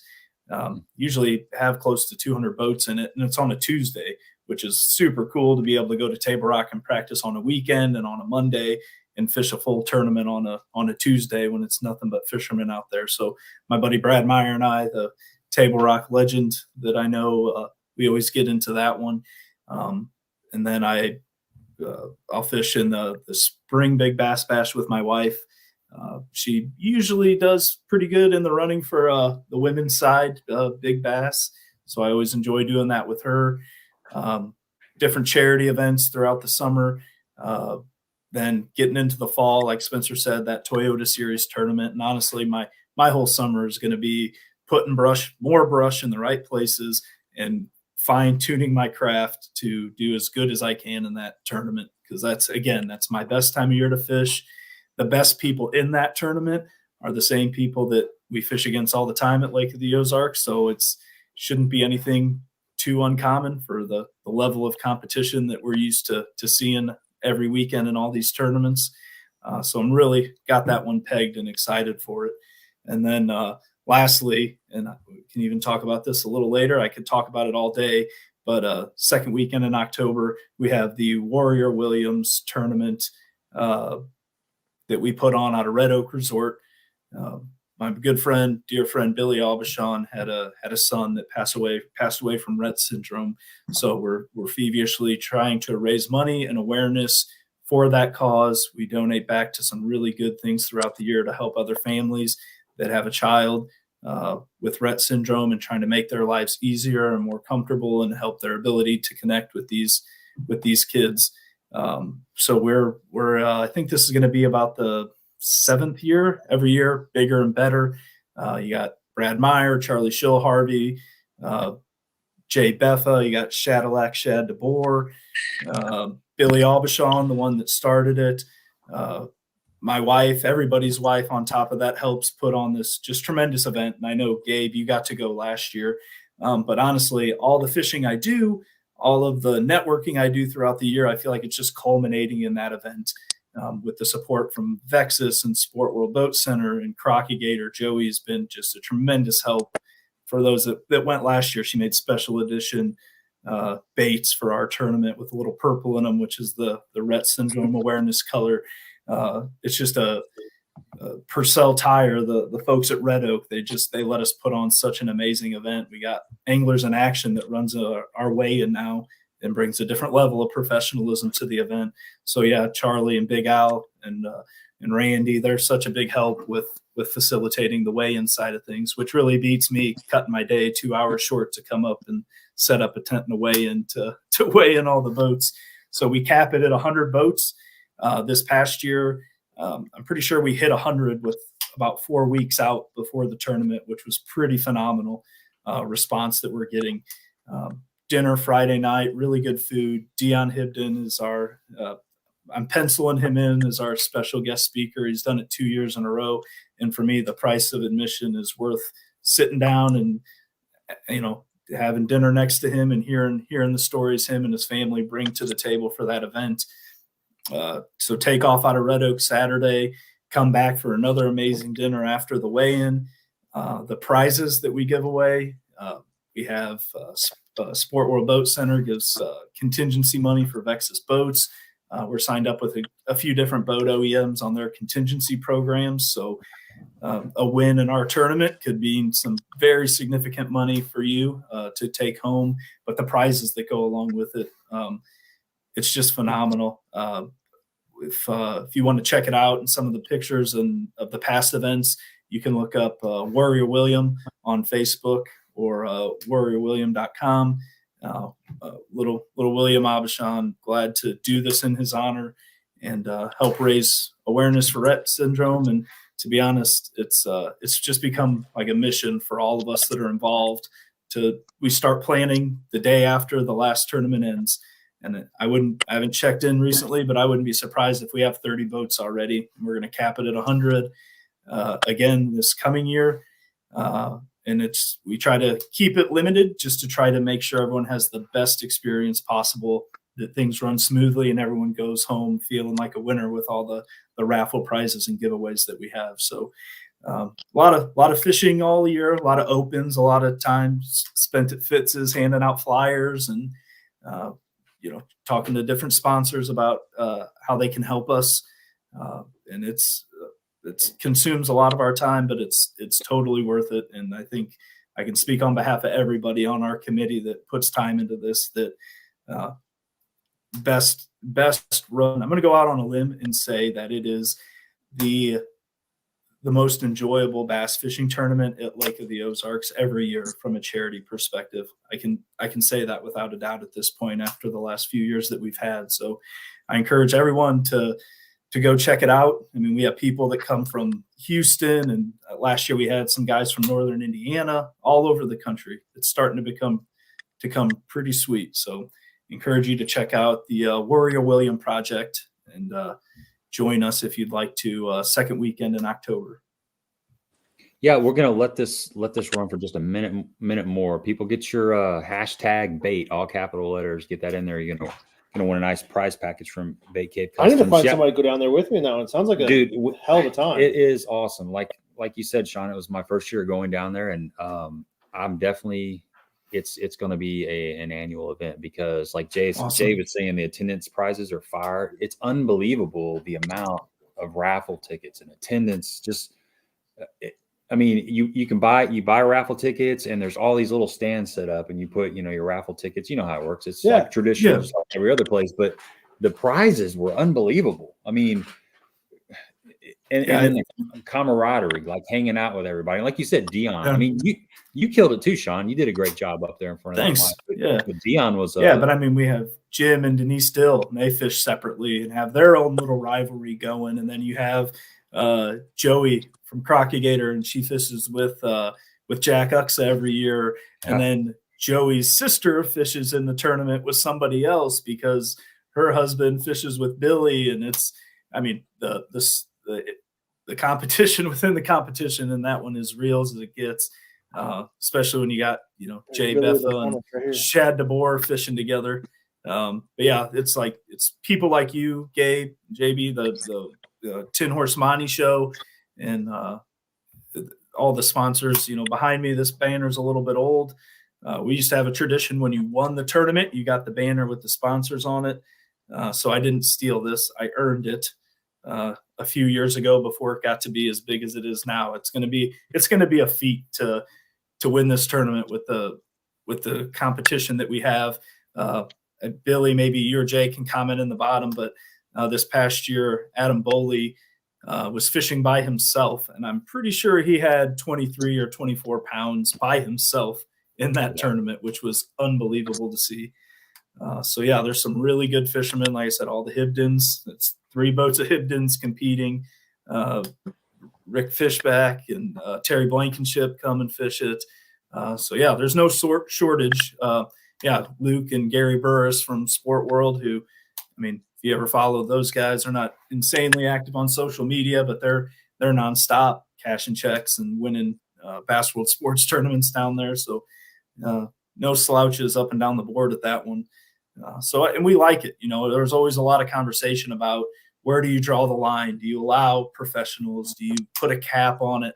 And I think we all kind of agreed that you're going to have a good day, or you're going to have a bad day. If you're going to have a bad day, you're going to lose to somebody that's not that great. If you're going to have a really good day, you're going to beat people that had bad days, and you might have a chance to beat a Hibdon. You might have a chance to beat a guide that's out there every day, and it happens. And so it's when you're out there to support a worthwhile cause and a rewarding experience, and then you have the opportunity to beat a guy that's won a Bassmasters Classic in the same tournament. It's a pretty cool proposition on our behalf, because usually you can't fish against that level of competition without joining something much bigger. And so we're trying to make Warrior William that much bigger and enjoyable for everyone to be a part of. Yeah, it's good stuff, man. Good stuff. All right, let's draw. Let's give this stuff away here. We're going to draw. Here we go. Thanks for the lesson on that. I mean, that's If you're not fishing it this year, look at that. Cheated. That's the only way that was supposed to happen for sure. That's awesome. Awesome. Good job, Billy. So yeah, that's that winner there. He's a winner in my eye too. I'm gonna leave that up there just a little bit. Yeah, he is a winner, and that's it was a wild story. My good friend Charlie Shilharvey was fraternity brothers, good friend with Billy, and one day I was leaving a charity golf tournament that was raising funds and awareness for Rett syndrome. And I was talking to Charlie on my way home from this golf tournament and telling him what I was up to. And Charlie said, wow, I have a buddy who has a son that has Rett syndrome. And I had to think about that because 99% of children impacted by this are females. So little William's case was super rare. And Charlie said, yeah, my buddy Billy has a son with Rett syndrome, and he wants to do a fishing tournament to raise funds and awareness. And I said, count me in. I think it was 2 days later, Charlie, Billy, and I went and had a beer. And on top of the fact that Billy had a good drive to help with this, him and his wife, Justine, are just awesome people. So it made a lifelong friend right there, just out of my love for bass fishing. You know, anytime someone says, let's put on a tournament, I said, all right, let's do it. And with all these additions we've had to the team to help recruiting supporters and sponsors, it's turned into something pretty cool. And the food. Oh yeah, the food. Dude, I got stuffed, man. I tried to kill myself. It's not, again, I'm not trying to diminish what other people do. But when you get off the water and you have an open bar with a nice cold beer waiting for you inside, temperature controlled, whether it's been hot, it's been cold, it's been raining, you come sit in a nice, outdoorsy lodge. And the first few years we had steaks, but now pork steaks and chicken and potato salad, homemade. Those folks at Red Oak, those are volunteers, Billy's family, plus some employees from Red Oak that take this super seriously as well. And we're taking off in the morning for a fishing tournament, and they're lighting up the smokers to start cooking food for that evening. So it's an all-day event for those guys, and they do a really good job. Those chicken legs, those chicken legs. I ate like 7 of those. If anybody was there last year that didn't get a chicken leg, no, they had so much. They had like plenty left over. But awesome. God, they were good. I mean, they were. I had to cut myself. It was off. funny. We were talking about food earlier today. That little diner. Oh yeah. So, there's a little diner down there at Bull Shows that we went into last. So maybe we could, because Spencer's never been to our tournament. He's always had a competing event.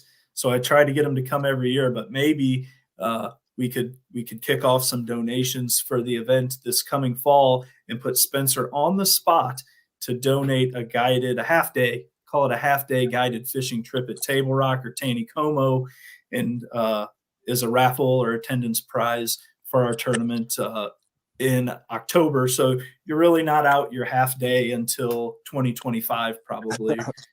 So I think that would be a really good idea for you to go ahead and offer that up right now, Spencer. Oh yeah, for sure, man. I mean, all right, mark it down. You got it, man. Anything I can do to support the cause. I mean, that would be awesome, man. I'll give you guys a 4-hour peer pressure. Well, if you need a partner, I mean, you need. There you go, Spencer. You put on your schedule. It is fun. Spencer and JB can partner up for that. Yeah, they gotta have it. So I gotta address this from JB. One thing you got to do is you guys got to get an IPA in there. Definitely got to get an IPA. There's a lot of IPA drinkers out there, and that's probably the only thing that I saw was lacking from that tournament. I'm being a beer snob. Yeah, we had some, and we had some awesome wine. Dion brought us a bunch of tin cup whiskey. We had the Hibden family sign one bottle, and we had one behind the bar. So we had Gabe, I pinned you for more like a Pinot Noir kind of guy, which we had. I ordered it in advance thinking you would want it, but noted IPA for next year. We'll have IPA. It for you. Just whatever. A Voodoo Ranger is usually his choice. Okay, I think, isn't it? It's that. Yeah, that's my go-to. But I'm not a snob on the IPAs. Okay. All right, but, we'll get it taken care of. A cold bush light satisfies me, and Billy's got my back. The rest of them. Billy's got my back. Thank you, Billy. But yeah, fun time. Everybody that's listening and looking for a tournament to fish in the fall, and not just a tournament, but a great cause. Heck, put it on your calendar. For man. A lot of folks, it is so fun. That's a way to cap off your year, because I know personally, like that's starting my hunting season. So I put the rods down. Starting mid-October, November, I start putting the rods down. I know fishing's good. Don't get me wrong. I still like fishing that time of the year, but I also like deer hunting and duck hunting. So. It's a tough time of year to squeeze it in, because it's always, especially like this last year, you had BASS, Toyota Series, BFL Super Tournament, Big Bass Bash. It's like it was nonstop. So we don't want to get in the middle of all of that, and we're honestly hoping for a little bit cooler weather because that kind of mid-Octoberish bite can kind of pick up a little bit and ensure a lot more fish are caught. So it is the weekend after the Big Bass Bash every year to try to wait out the insanity so that when we get down there for that event, it's not as crowded out there. You know what would be fun? It would be really fun. I just thought of this. If we could you can hire people to dress up like Santa Claus or hire people to dress up like the Easter Bunny. I think this would be so classic, and it would be the talk of the tournament scene. If we could hire somebody, and I'll pitch in on this, but if we could hire somebody to dress up like a Sasquatch and stand outside of the pre-tournament meeting after everybody's had a few adult beverages and some food in their belly, and just have this Sasquatch kind of lingering in the parking lot. Would that be classic or what? I mean, we could have everybody be talking about it. And then next year you could have 200 people in the tournament because everybody wanted to come to the tournament. Right. Spencer could fill out a Sasquatch costume. Pretty. Well, I'll tell you what, too. Like I've got some experience with being Santa Claus. So like down here at the Hollister YMCA, I had to be Santa this past Christmas. So that was a different experience. It's like Santa Claus, but just hairier, basically. And my initials are SC, so you can go there too. I mean, another mythical creature. Hey, you never know. I still believe in Santa. You don't believe in Santa? As long as he brings me stuff, I believe in it. Didn't Nick Alt used to do a lot of videos dressed up as Santa Claus down there at Lake of the Ozarks? I don't know. What wasn't there a Sasquatch video from Table Rock though? Like I thought that was circulating last year or the year before. Like somebody had videotaped a quote unquote Sasquatch on the other side of a cove or something. I think it's out there somewhere. That sounds more like probably one of those. Maybe it was one of those goats. So, Gabe, do you guys have your tater shads ready to go for your trip coming up here in a couple weeks? Man, I know all about the tater shad. Dale turned me on to them last year. Yeah. And they're carrying them now at Baitworks. If you haven't heard of the tater shad, they got them at Baitworks now. I'll share that last experience with you. I was at Bull Shoals mid-February-ish last year, just struggling mightily. It was snowy, cold. Nobody was out there. And Dell was at the Bull Shoals boat dock doing his fishing report from inside when we came in to try to warm up around noon. And he saw me chattering and frustrated and volunteered to take me and my buddy out for a couple hours.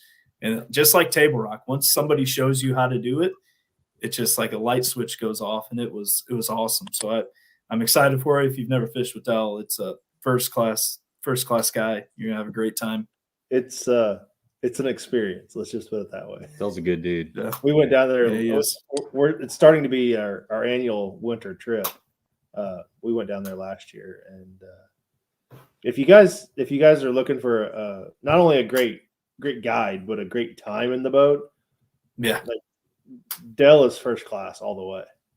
Yeah, and the history down there in that area with all the boat manufacturers, we got to go and do a tour of the Virtus rod plant. One of the only American-made rods left in the country, unfortunately. And then we got to go to Jewel Bait Company and do a tour of that. And then Gail and JB and Dale, we all jumped in his vehicle, and he gave us basically a tour of the Bass Cat facility, the Vexus facility, all the different manufacturing facilities, just that area, and the history and the heritage in the fishing industry down in that little section of Arkansas is pretty impressive. It was cool to get a tour of that place.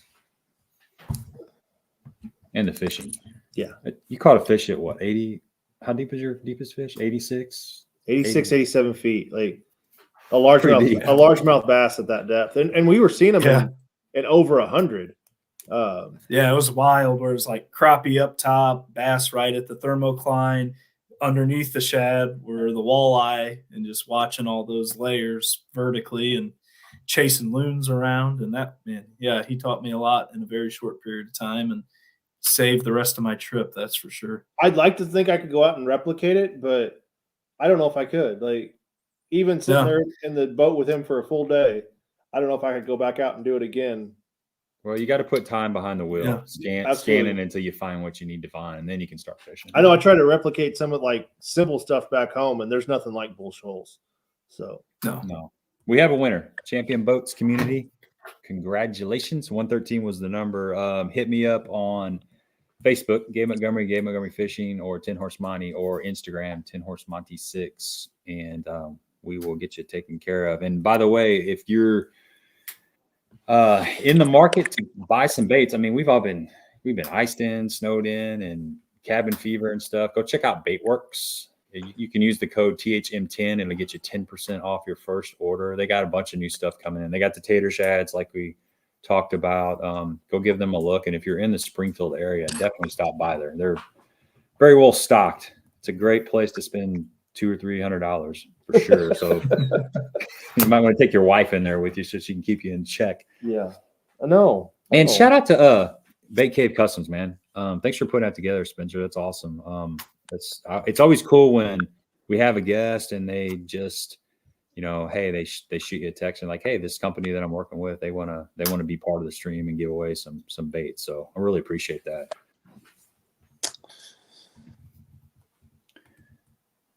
What you got there? You got any questions? Any last questions?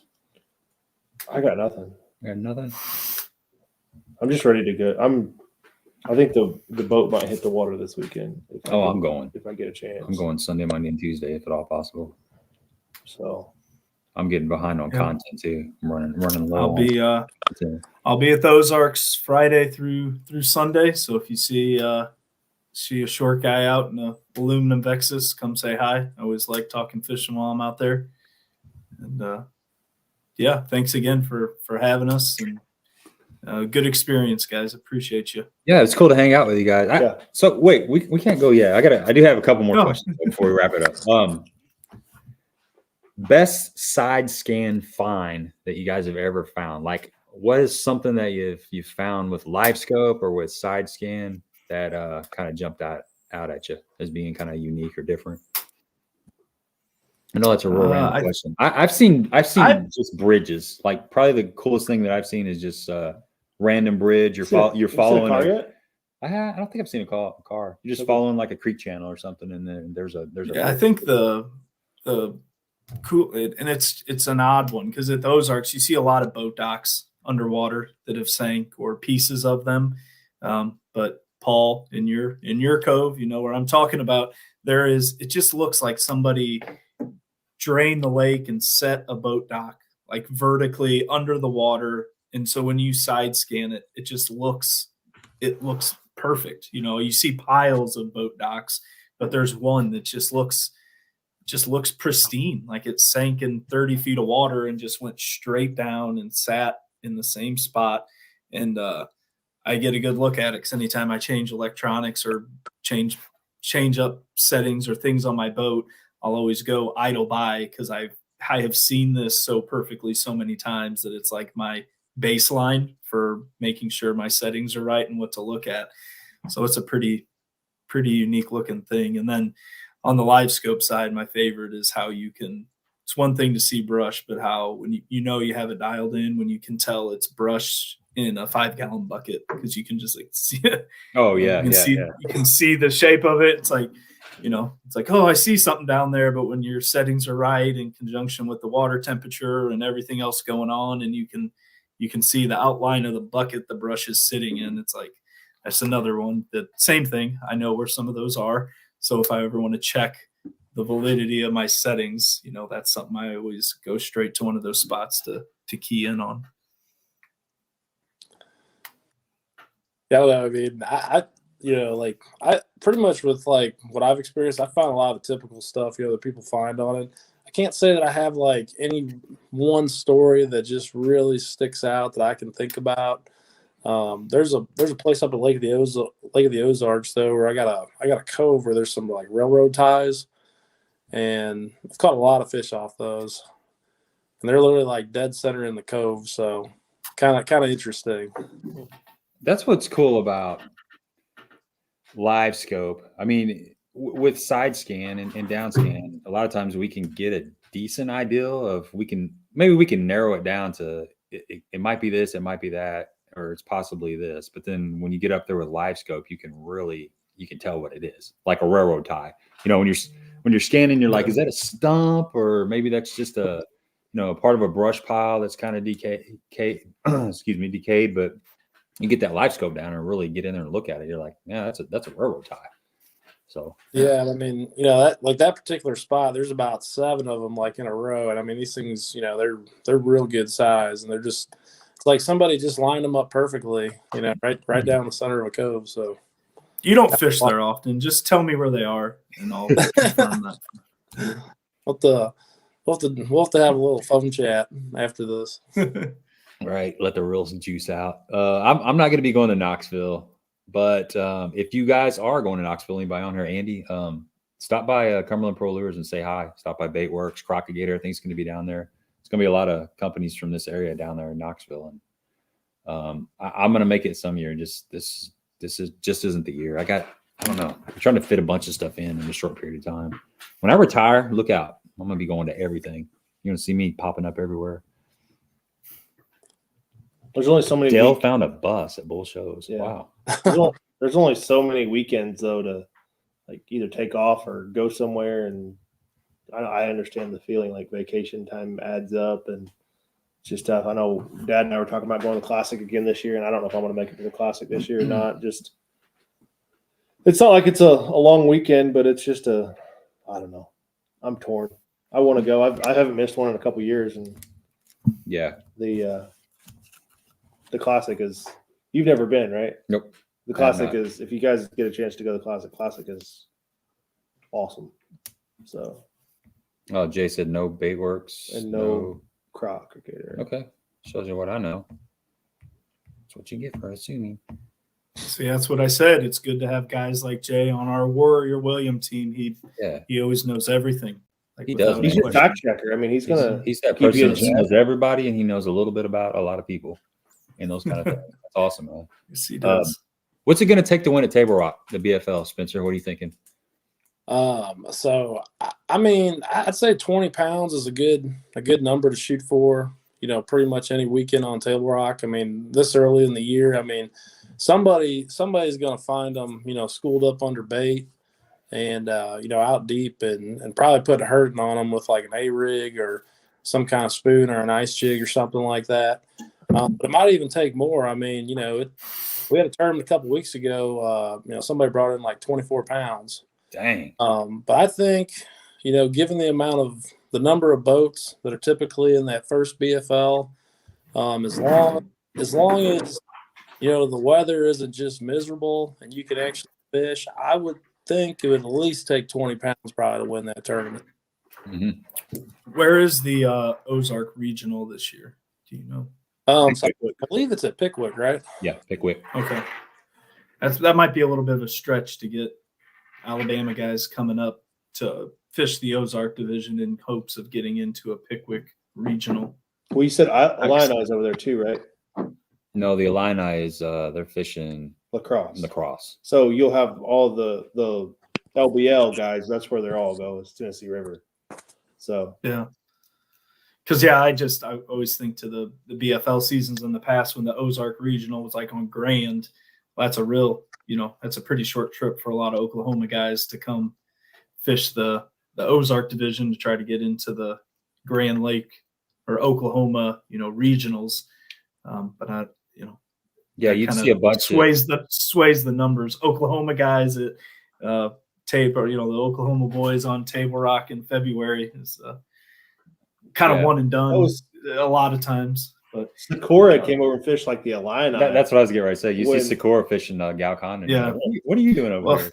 I mean, a lot of the Ozark guys, they'll go down and fish the Oklahoma division for the Grand Lake Regional, and they do pretty dang good with it. The Fitzpatricks do that, and Dennis Beerhorst with Sikora, and they generally qualify to come back and fish Ozark Regional tournaments. Works well for them. Yeah. They're just good. Yep. Doesn't matter where. That's right. What about that BFL February? I think it's February 10th on Grand Lake. Really? I didn't see that. I saw that on the schedule and I was like, that just seemed a little early for me, but especially with the weather that they just had to go through over there. Yeah, I mean, I don't know. Like, I kind of think of Grand Lake, it gets going, as we get a little bit closer, into March and April. It just seems like historically, that lake's taking a little bit longer to get to the point where, you see a lot of big bags. But nowadays with LiveScope, I mean, who knows? That was what I was just going to say. Like, you think that's LiveScope driven? I mean, more guys, more dollars being spent towards LiveScope sponsorships, all that. That's that makes sense that you're going to have earlier and earlier tournaments every year. Yeah, that lake's gonna be a struggle though. At that best time of year, they had to pick and choose something because you have the Classic late March, then you have a Toyota Series event there early April, so that's going to be a lot of pressure there in addition to normal activity that they have going on. So that probably weighed in a little bit on the scheduling side, having to spread it out a little bit. I fished Grand Lake too, like, early in the spring, like, early March. And it just seems like, you'll have a couple guys that will collide with them and, catch a 20-pound bag, but then it really falls off quickly. Like, like 12 pounds will get you a check sometimes, So it'd be real interesting to see how that BFL goes over there. Yeah. Jay said we had an early one on Grand one year and it snowed like crazy. Fog. Those are weird tournaments. We fished an LBL like it was. I don't think you fished that one, but it was like 4 or 5 years ago on Kentucky Lake, and it snowed like 2 inches, and we were all just waiting. I was there. Were you there? Yeah. Yeah. So and then delayed it until like 9 o'clock. So you're just sitting there in the snow. There was an old boy running around in flip flops that morning. He was probably from Minnesota. Those Northerners, that's just like summer to them. But yeah, it's weird. It's weird. Everything is covered in snow, like all your rods and stuff. Because I was co-angling, like my tackle bag was covered in snow. And everything it was a big wet snow. It was a big wet. Everything was nasty snowflakes. I'll never forget. I can't remember what year it was. It was probably like, I want to say it was like 4 years ago. I believe there was supposed to be, I want to say a BFL at Lake of the Ozarks on a Saturday. And that one, I believe, got canceled, and they didn't get any snow. It was just like extremely cold. And then we had a BFL on Kentucky Lake, and I think that one took place, I want to say, it might have been the same day, but they had like, I fished that one, and there was like 4 or 5 inches of ice, like on everybody's boat to take off, and we fished it. It was like the craziest deal ever. Wow. And so I want to say it was like 4 years ago or something. I'll have to look it up, but it was kind of interesting, like how the tournament directors called that one. Because I know people were, pretty upset about the one being canceled at Lake of the Ozarks, but then, we fished in basically like a blizzard where, everything was just covered in ice. I mean, it was a super dangerous tournament. I got real lucky, caught a couple good fish in the tournament, but it was a miserable tournament to fish in. Like I can't get part of that debate, Spencer. Like I said earlier, my older brother is like a director of customer service at Major League Fishing. So when you call that group of ladies to get your membership or get updates, he oversees that group, and he's been there for since he graduated college from Murray State, probably 15 years now. And man, it kind of likens to like the superintendent that has to call off school. Like, you can't make everybody happy all the time. And so just to hear all the, how painstaking those decisions are, they don't take it lightly. And so I'm not allowed to say anything bad about how they come to those conclusions or why. It's their job full time is to make sure everyone's safe. So got to leave that one alone.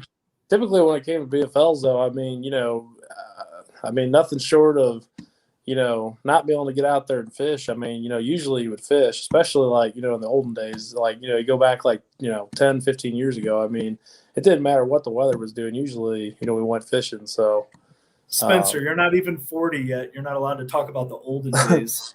I think you just said that. Well, I mean, as long as I've been fishing them, I mean, it just there was one, I think you might have fished it, Sean. There was one at Lake of the Ozarks. It was a long time ago. I was fishing as a co-angler. And you and your buddies stayed with me that time, and it snowed like 5 inches that day. I remember having like a foot of snow in the boat. It was something else. It was, yeah. times change. Liability is a bigger deal, I think, in everybody's world. So you got to be on the lookout for that. Yeah, it's just not worth it. Geez, it's almost as bad as your kids getting out of school. It's like the kids get out of school for everything nowadays. They had, I'm gonna go on a little short rant here before we wrap this up, but last year they got out of school because there was rain coming. It was like it was supposed to be a tornado watch, but it rained. This happened 2 or 3 times, and they called off school. They didn't like go till 1 o'clock or 2 o'clock and then get out early. They actually called the whole day off. And I was like, what? People getting soft now. Man, I was like, that's a little too soft for me. And just Friday, they were out Monday. No, Monday was a holiday. So they were out Tuesday and Wednesday. Then they went back Thursday, and then there was like a little light dusting of snow on Thursday. And then they called it off again. I heard that. So I know a little bit. I heard that some of their heaters couldn't keep up last week with the, maybe that's what it was, with the temperature. So because it wasn't the weather, I didn't think. I remember going to school, and they told us, you just wear a heavier coat to school. I had this conversation with a customer today. Like, just wear a heavier coat to school, but then we weren't allowed to wear coats in school. It's like, no, you can't wear your coat while you're in here. So yeah. See, Stephanie said we had to have a blizzard to get out. And I know this is starting to sound like a barefoot uphill both ways. Old man rant, is that what you're talking about? Old man rant, but man, when they got out last year for like rain, I was like, wow. Well, I think the public school system in Missouri, and I don't know if it's this everywhere, but I've heard this, like if you're out for more than 10 days, you don't have to make it up. Really? Yeah. So yeah, if you're on the 8th or 9th day, like, why not milk it a little bit and turn a heater off in one of the wings of the building and say, hey, the heat's not working today. Little sabotage. Yeah. JB, maybe there's a contingent of people that want to go to school to get smarter, become educated, and make more of themselves. Can't just dismiss those people. You know what I said? I'm not saying I was ever one of them, but should we get a tax refund for like the public schools not going to school? Facts. Yeah, that's a good point. Andy's got a good point right here, though. December 10th, the tornado that went through Mayfield, Kentucky in 2021. I think that changed the outlook on severe weather. Yeah, you're right, Andy. You're right. I'm just poking, but yeah, it is. It's definitely changed. Yeah, that was, my brother lives down there. He lives in Mayfield. And I remember that night that tornado came through, he called me because his neighbors had a basement and he didn't. And he was calling. He's like, oh, my dang wife making me go next door to the neighbor's house to their basement because of some stupid weather, that's not going to happen. And everything got destroyed down there. And thank his lucky stars that he was walked over to the neighbors to get in their basement. So absolutely, that was a scary ordeal. Well, any last closing thoughts or words before we wrap this up? Well, guys, just wanted to, thank you guys for letting me be on the show, and had a good night talking with you guys. So maybe get to do it again sometime. Definitely. Absolutely. Definitely. I enjoyed it too. Yeah. Sure. I appreciate, as I put Spencer on the spot earlier to donate a raffle for our event. So I'll hit you up, Spencer, make sure the formatting's right for what we give away. But hopefully we can have a follow-up after the Toyota Series tournament at the end of September, because that'll be a really good time, even if I'm on for 5 minutes to tout how badly I beat Spencer again. And it'll be a good time of year, very timely to talk about Warrior William, because we'll be a couple weeks out at that point in time. Yeah, 100%, guys. We will definitely do that because we need to, for the reasons you just mentioned, pump up that tournament and see how the other tournaments shook out. Absolutely. All right. Thank you guys very much. I appreciate it.